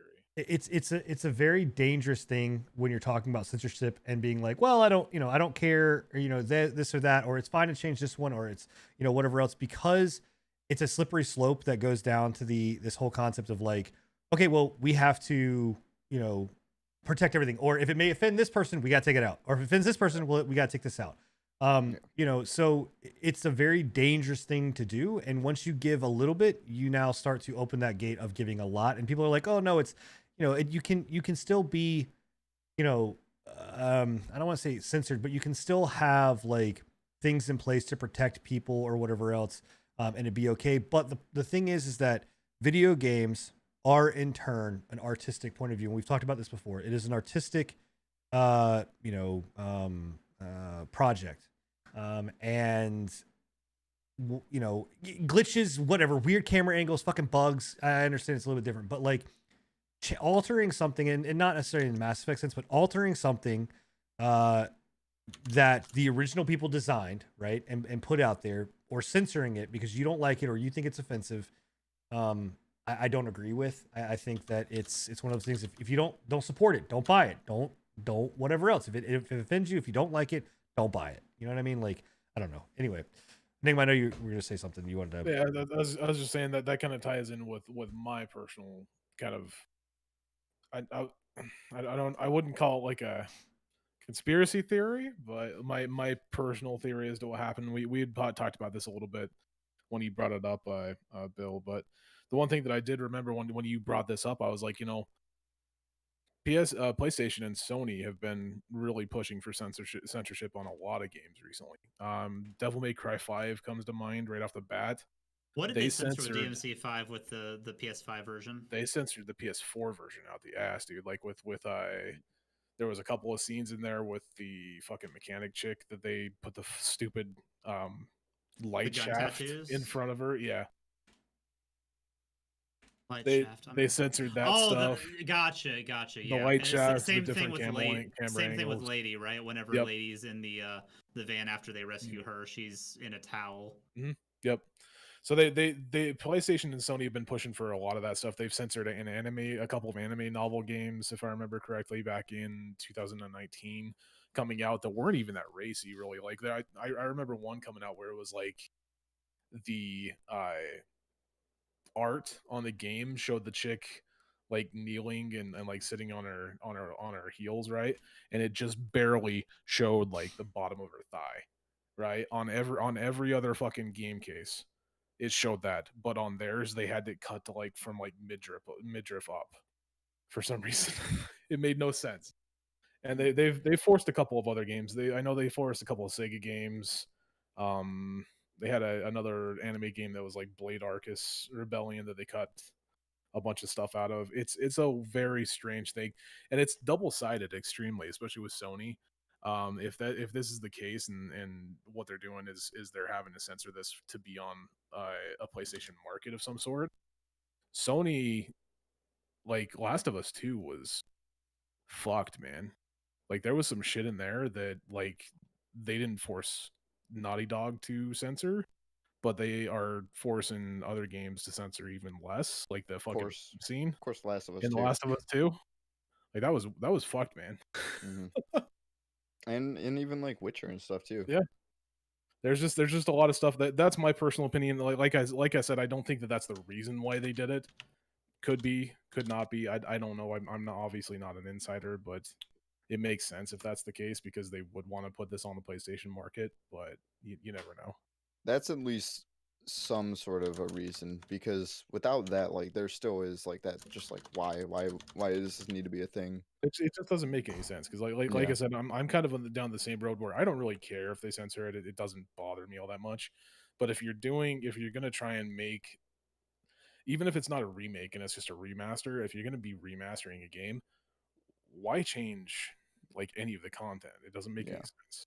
And it is kind of scary for them to start censoring stuff, because it's like, if people might bring up like, if you're gonna censor this, why don't you censor that kind of thing? Well, I mean, we're going through. Yeah, and what I'm seeing in the chats also is this game has like full nude sex scenes. Oh yeah, and a bunch of other stuff. It's got gay romance options. It's got like the works on like every other thing. So it feels. I think what most people think is this feels like an unnecessary thing to be removing, considering that all of that other stuff exists, and it is an M-rated game. Right. I was about to say, it's an M-rated game though. Why censor it?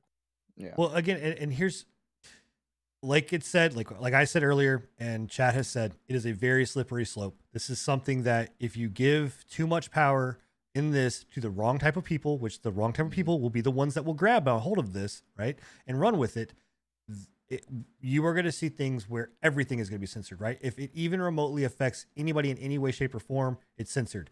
And basically, we're going to get nothing more than, Balloon TD Battle 6. Like, that's what we're going to get for games, right? Which I did buy, by the way, on the Lunar sale. It's $2. Actually, I thought you were joking. No, I bought it. Why not? It's $2. It's a good like game to run in the background. Why? The biggest thing that I can say is like if indeed it is because of something to do with Sony, and Sony's like, you need to start censoring this because we can't have this going out to Eastern markets, because Eastern markets is essentially why they do the censorship, right? Eastern markets are very big with the whole nudity inside of video game content. It's weird considering their fucking fascination with hentai, but we're not going to get into that right now.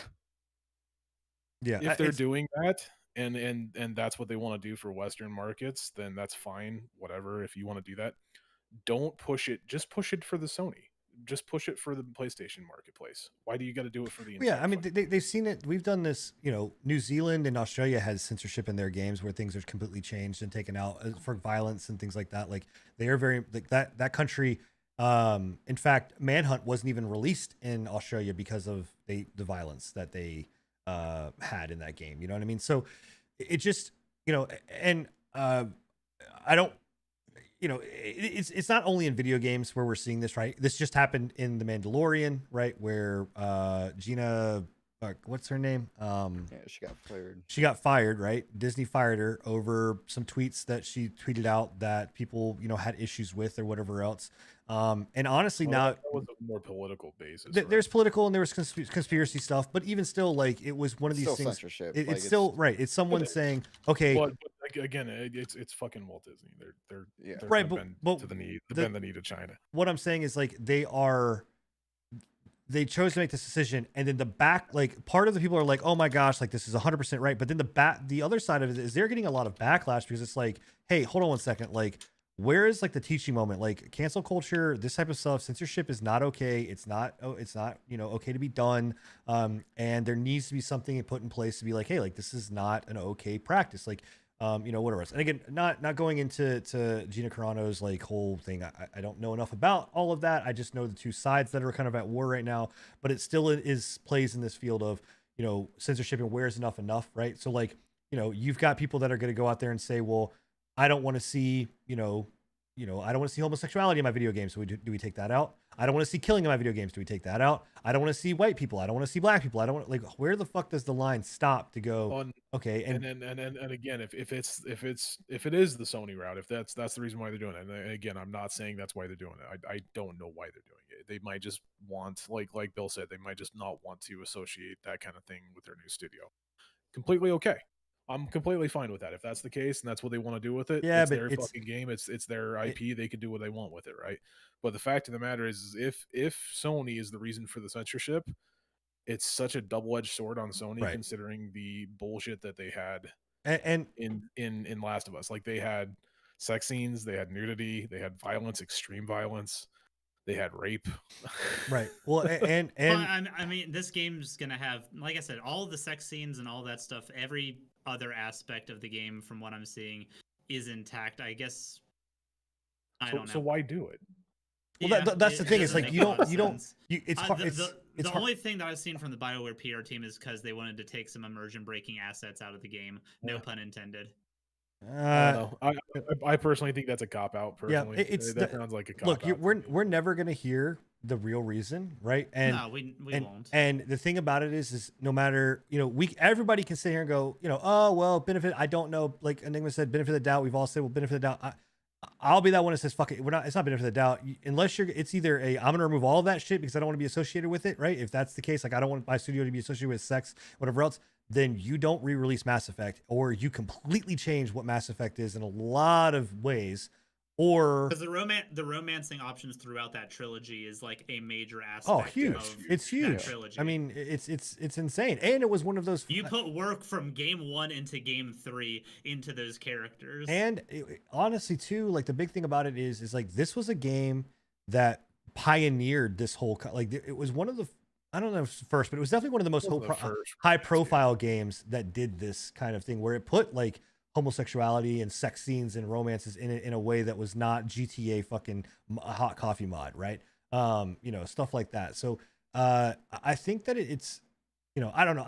I'm sorry, but I can't agree with saying that, and can't give them the benefit of the doubt and say this was just a thing where they didn't want to be associated with it.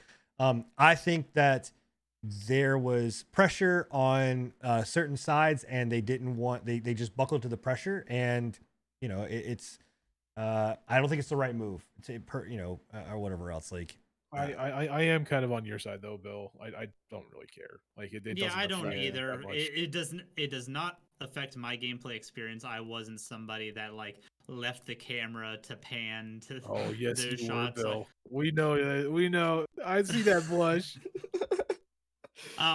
But no, it doesn't. It's not going to alter my overall gameplay experience at all. I don't think it's going to alter many people's. I think it's just something. It's the fact and of the it is matter. being blown out of proportion more than it definitely needs to be. Yeah. But again, the subject of censorship in any amount, whenever it's brought up, is going to get this kind of a conversation. And I think it should have this kind of a conversation, whether you want to be pervs or not. Like, censorship at the end of the day, if it's the person making the game and it's their conscious decision, like they want this, that's fine, and I can respect that. But if it's due to any other outside pressure being forced upon them, like if it's just their vision that they want this aspect removed, I can respect that. It's your game. Do what the fuck you want with it. But if somebody is twisting your arm to do it, that's where lines start to get blurry. Yep. Well, like I said, we'll never know. So nope. You know you want it. Just while Enigma is serenading us, as a reminder to everybody in chat, we are coming up to the final segment, so prepare your questions. We had one question in your chat, Bill. If I'm not mistaken. Yeah, I've got the question ready. We've got it, but get your questions ready to open it up on things that we've talked about. Preferably things that we've talked about, whether it be the new games or any of the news articles or Jeff Bezos or Bitcoin. I got that song stuck in my head. That's your own damn fault. So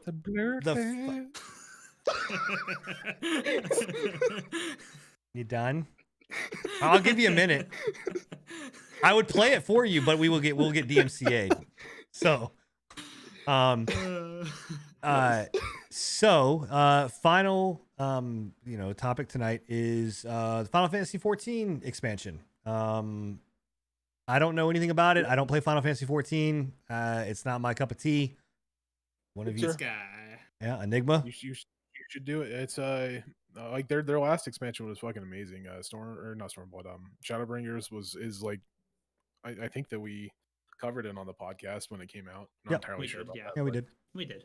I remember ranting and raving about it, and even to this day, it's one of the best expansions. It ranks right up there with like Wrath of the Lich King, some of the early World of Warcraft expansions and shit. But yeah, it's looking good. We don't know a whole ton about it. We know that we're getting 2 new classes.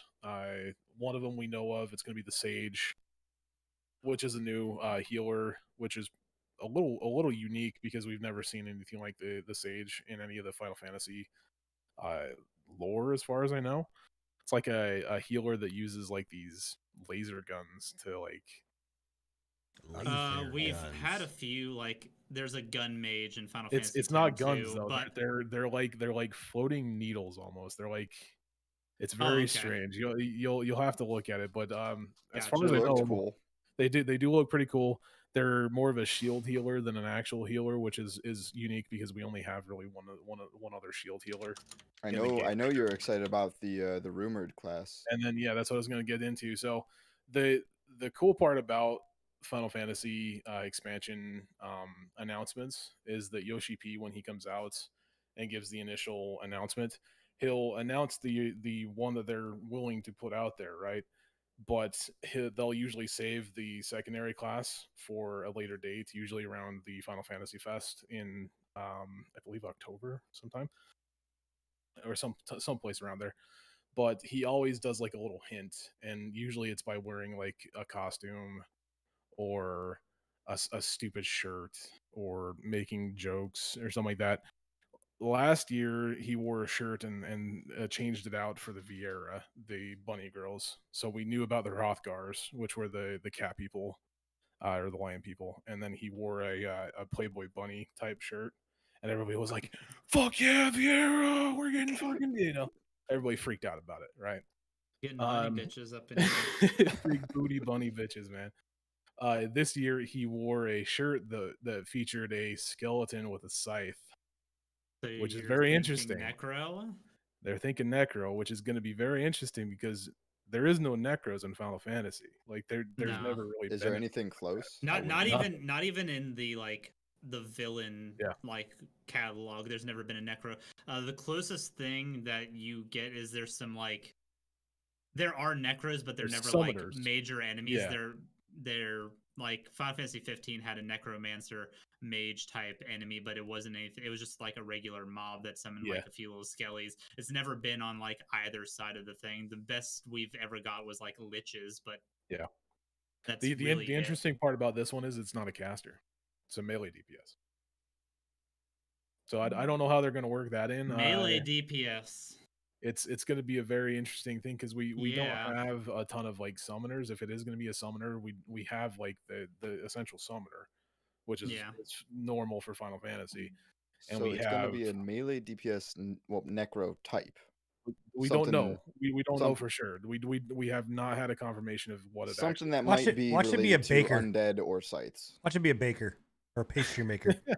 Well, the first all we know is that he had a shirt that had a skeleton and a scythe on it. For me, the first thought for me was Guild Wars with the Necro class, the Reaper spec. They used scythes and it was a melee DPS. So maybe it's going to be interesting, man. We already have a Death Knight. We already have a Death Knight on Final Fantasy 14. We have the Dark Knight. Do we lose? We lost. I think we lost Bill. Oh. All right. Okay. Well, he's going to do his research. He's going to go find out. It's going to be. I'm looking forward to seeing where we go because they've hinted at it a little bit on the expansion trailer. Real quick, hold on 1 second. Real quick. Oh fuck! I was gonna say this is your time to get a screen grab of Bill and do some weird shit with that way that he was. He was on a green screen and the way he was standing was perfect. You can still do it. He's frozen again. It's perfect, guys. Do your screen grabs. Go do all you want. So it's going to be very interesting. We've seen a few things. They released a teaser trailer which looked very very fun. Featured the Sage in extreme detail. We've got Alpha Nod, which I fucking can't stand Alpha Nod. He's a little bitch boy, but he's going to be the master class for Bill is now Sage. Bill is gone. Oh, now it's me. I'm Bill. I'll be Bill. And we're going to the moon. We're going to be like Bungie, and we're going to the moon. To the moon. Hey, can you turn your camera on so I can be myself again? I'm working on it. There we go. Something that some of you may be excited, some may not be, is that I did just install Final Fantasy 14 online. Oh. It is installed. I've been. He's been talking to me about it. Him and Bun Buns and Pika have been talking about getting back into it. The good part about Final Fantasy is that their trial, their free trial, it seems pretty good. Runs all the way to Heaven's Sword, right? It goes all the way to Heaven's Sword, all the way to level 60, man. It's That's one of the best free trials in multiplayer online RPG. You were talking something about a preferred server. Yeah, we might want to look at preferred servers because I know that you guys are going to fucking hate going through that storyline, and preferred servers are going to make going through that storyline a little bit easier because they boost your experience. And there was one question I had about that. Is that an official server? Is that a thing? Yeah, it's an official server. Okay. Essentially, what boosted servers are servers that don't have a huge population, so they're trying to get people to go and make characters on those unpopulated servers. Oh, I'm fine with that. By essentially giving you boosted experience, and it's a huge amount of. Now, is there any way to play on other servers with your friends? Is there any cross server? There's cross server, but there's not cross cluster. So there's two different types of things. There's a cluster, which is your location, your server location, and then there's servers, actual servers. So if you're playing on a cluster, you can visit any server in that cluster, but you can't visit a separate cluster. So I am on Siren. If you Siren's a cluster? Yes, Siren is a server. Aether is the cluster. So if you went and started on a different cluster, you couldn't visit me on Siren. What a way to make it as Asian as fucking possible and make it confusing. Gotcha. It's lore, man. It's all based on Final Fantasy characters. It's all lore based. It's based on their background. I'm not knocking Final Fantasy, but Final Fantasy's 11 system was, their server system was better than that. I don't know. It seems overly complicated for what it used to be. But anyway, it doesn't matter. Yeah, I mean, it's not that complicated. You you're having you can visit the servers inside the cluster. No, but but you have a server, and then you have basically a server inside of a server that you can move around. Prior to the whole visiting clusters, you couldn't visit other servers. I was going to say, at least you can visit other servers now. Yeah. Is a thing. No. It's just it's an Asian way of doing things. Like I get it. Like it's a Square Enix's way of they've done this stuff before with other stuff. So I don't know. I think it's a good improvement. I like having the fact that you can go to different servers and if your friend is playing on Fairy and you're on Siren, you can play with them. So yeah. Cool. I don't know. It's a good game, man. I'm definitely looking forward to it if they keep up the quality as to what they gave us in Shadowbringers. It'll be a fucking phenomenal expansion. Yeah. Is it so? It's free all the way through.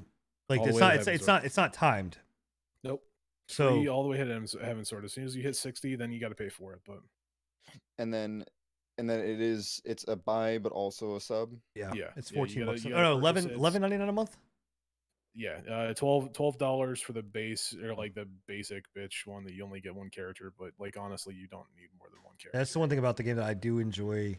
For someone that played Final Fantasy 11 a fucking lot, and I played Final Fantasy 14 before they the Realm Reborn. Yeah, Realm Reborn.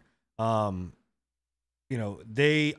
love that class-based system where you can basically just change and re-level your character and go through and get that stuff. Like the job system is so good. It really attaches you to your character, honestly. Like that, like my Final Fantasy characters that I have had, are like one of the most attached characters that I've ever had in MMO. Also, WoW, I could give a shit less about my alts in WoW.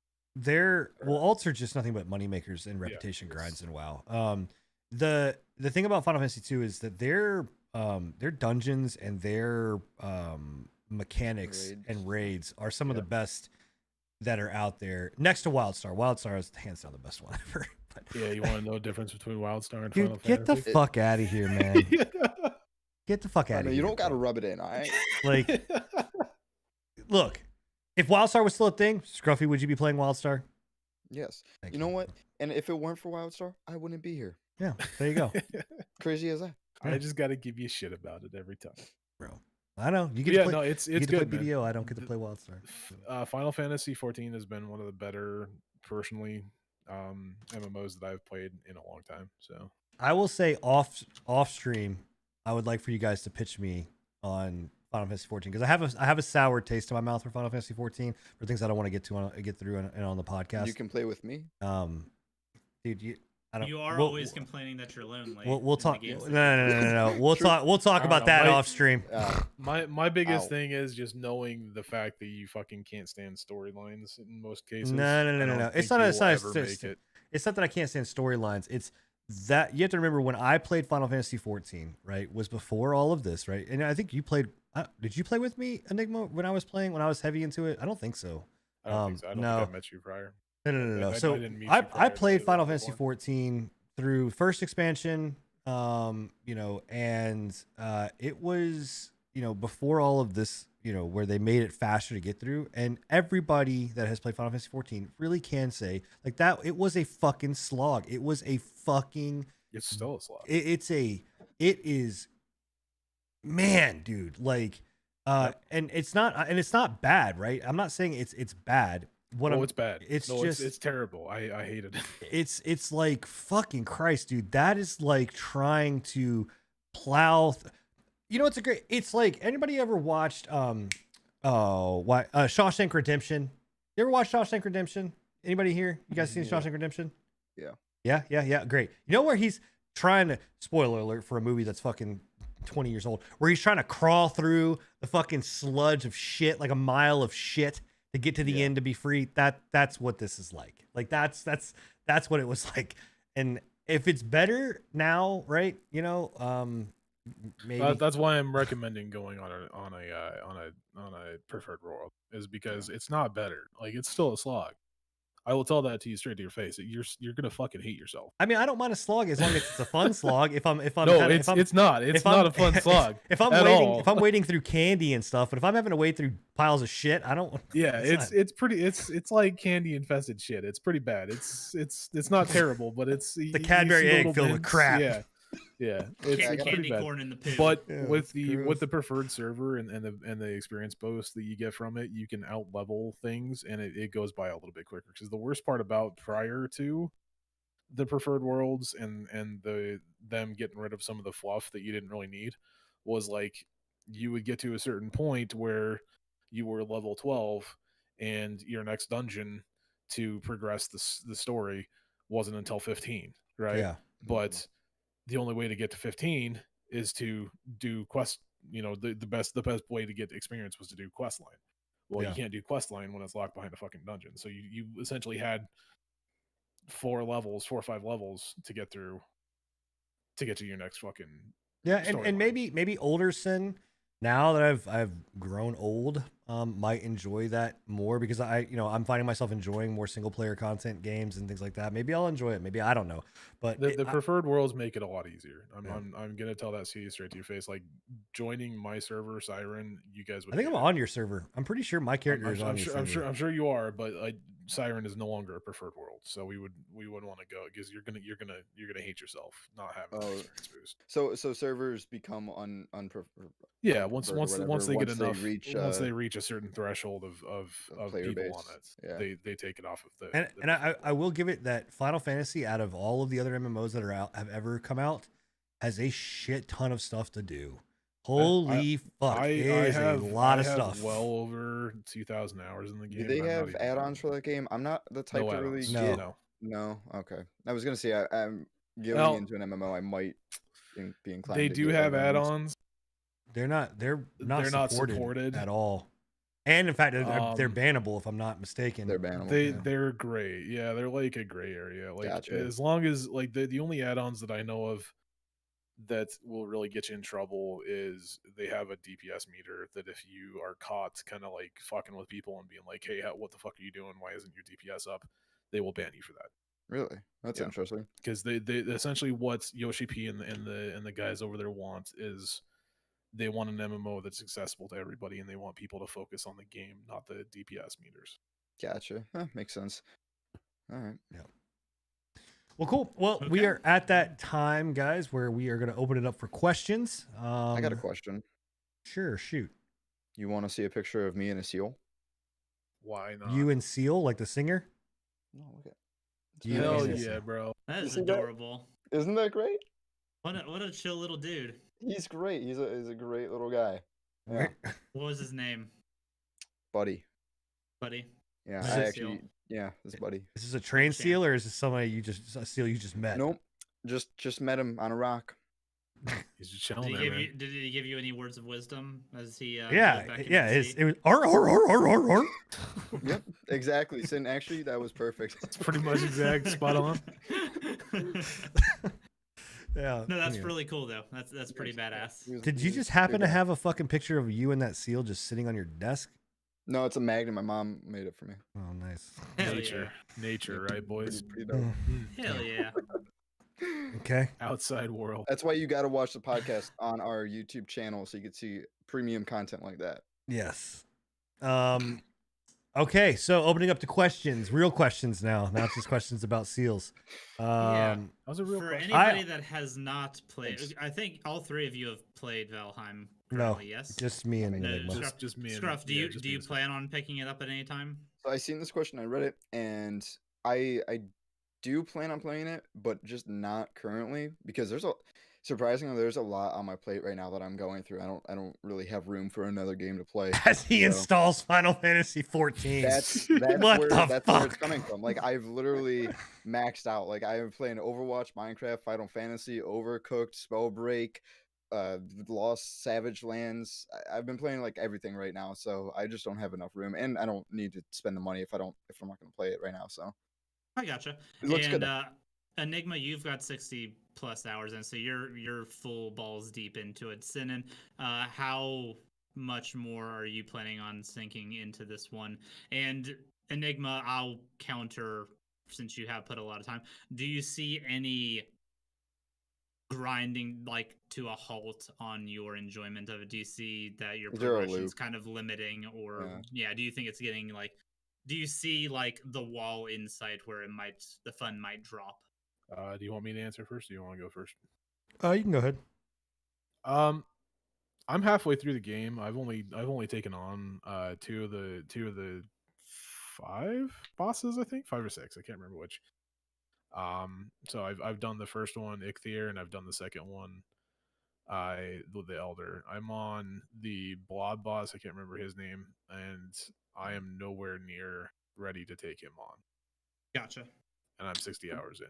Granted, I've been spending a lot of time building houses and not necessarily character progression stuff, but progression in a different way. So you're still enjoying all that. I'm still enjoying it. I definitely can feel the kind of like the urge to finish it. I'm like, fuck, okay, I've got 60 hours in the game. I need to go and finish these fucking bosses, right? Yeah, but with a game like this, I honestly can't see any reason to rush it. It's not meant to be a rush through experience. The thing is that like I'm enjoying myself just fucking sailing around the world. Like literally just fucking being a Viking, going and sailing around the world and finding new lanes. It's fun. Yeah. And that's a good thing that you're not rushing through it, because like what Bill said, it's a good game not to, but also like for the people who probably have, like I'm sure you could rush through it and get all the content done within like 30 hours or so. Yeah, and then you're probably left with not much content, Yeah, no, there's people that finished it within like the first 10 or 15 hours. Yeah, so like it's not a long game if you rush it. Right, it's still early access, and there's still more content to come. So if you rush through all of it now, you're going to be left with nothing. Yeah, and they do have their roadmap, which I think the next one that they're releasing, like I said, is kind of like something Cult of the Wolf or something like that. Yeah, and that's bringing in, I believe, and they haven't given us too much information. Fenrir. Could it be? Yeah, well, that's what people are thinking. Is it's going to be either Fenrir or like Fenrir's children of some sort. That'd be sweet. And I know that they've said that they want to bring in more building options. It'd be cool if they brought in like a werewolf. Like, it's not Viking though. If it's anything to do with Fenrir, it'll just be but I'm talking about like the ability to transform and stuff like that. But that's not. It'll just be a giant wolf essentially. But they've said that they want to bring in more base building options. Right now there's only 2. You've got wood and you've got stone. Yeah. They want to bring in more weapons, more armor, stuff like that. So as long as it kind of drives back into that point that we always have with these early access games like Remnant and shit. As long as they fucking push out content at a reasonable pace, I'll continue playing it. I feel like in this kind of game they need to kind of trickle it too. Yeah, slightly, but again, it's one of those things where it's like if you want to, you can complete the game in like under 15 hours. They might need to like trickle like the bug fixes and all that, but then push out big content patches. Honestly, it doesn't have that many bugs. Like it really doesn't.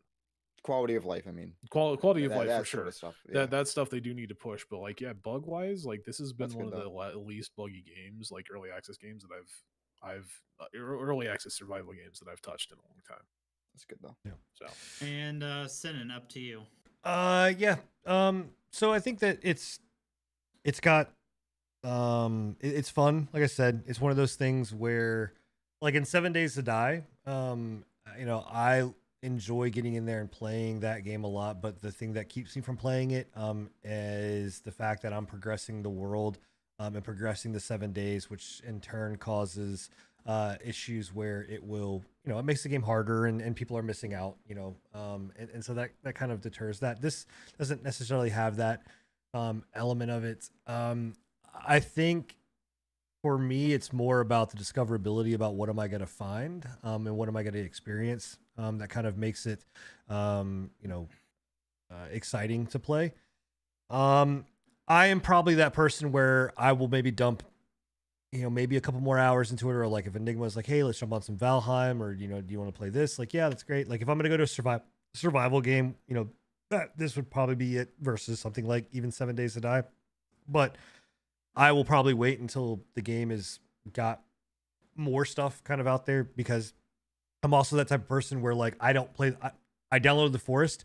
Forest is like reviewed by, in fact, Enigma as like one of the best games he's played, and I downloaded it, played about 45 minutes of it to maybe, I don't even know if I made it an hour, and it was like, nope, I'm not. I don't want to do this because it has a storyline, and like I don't want to. Yeah. Look, I get this it. This is the one that kicks me, man. It has a storyline.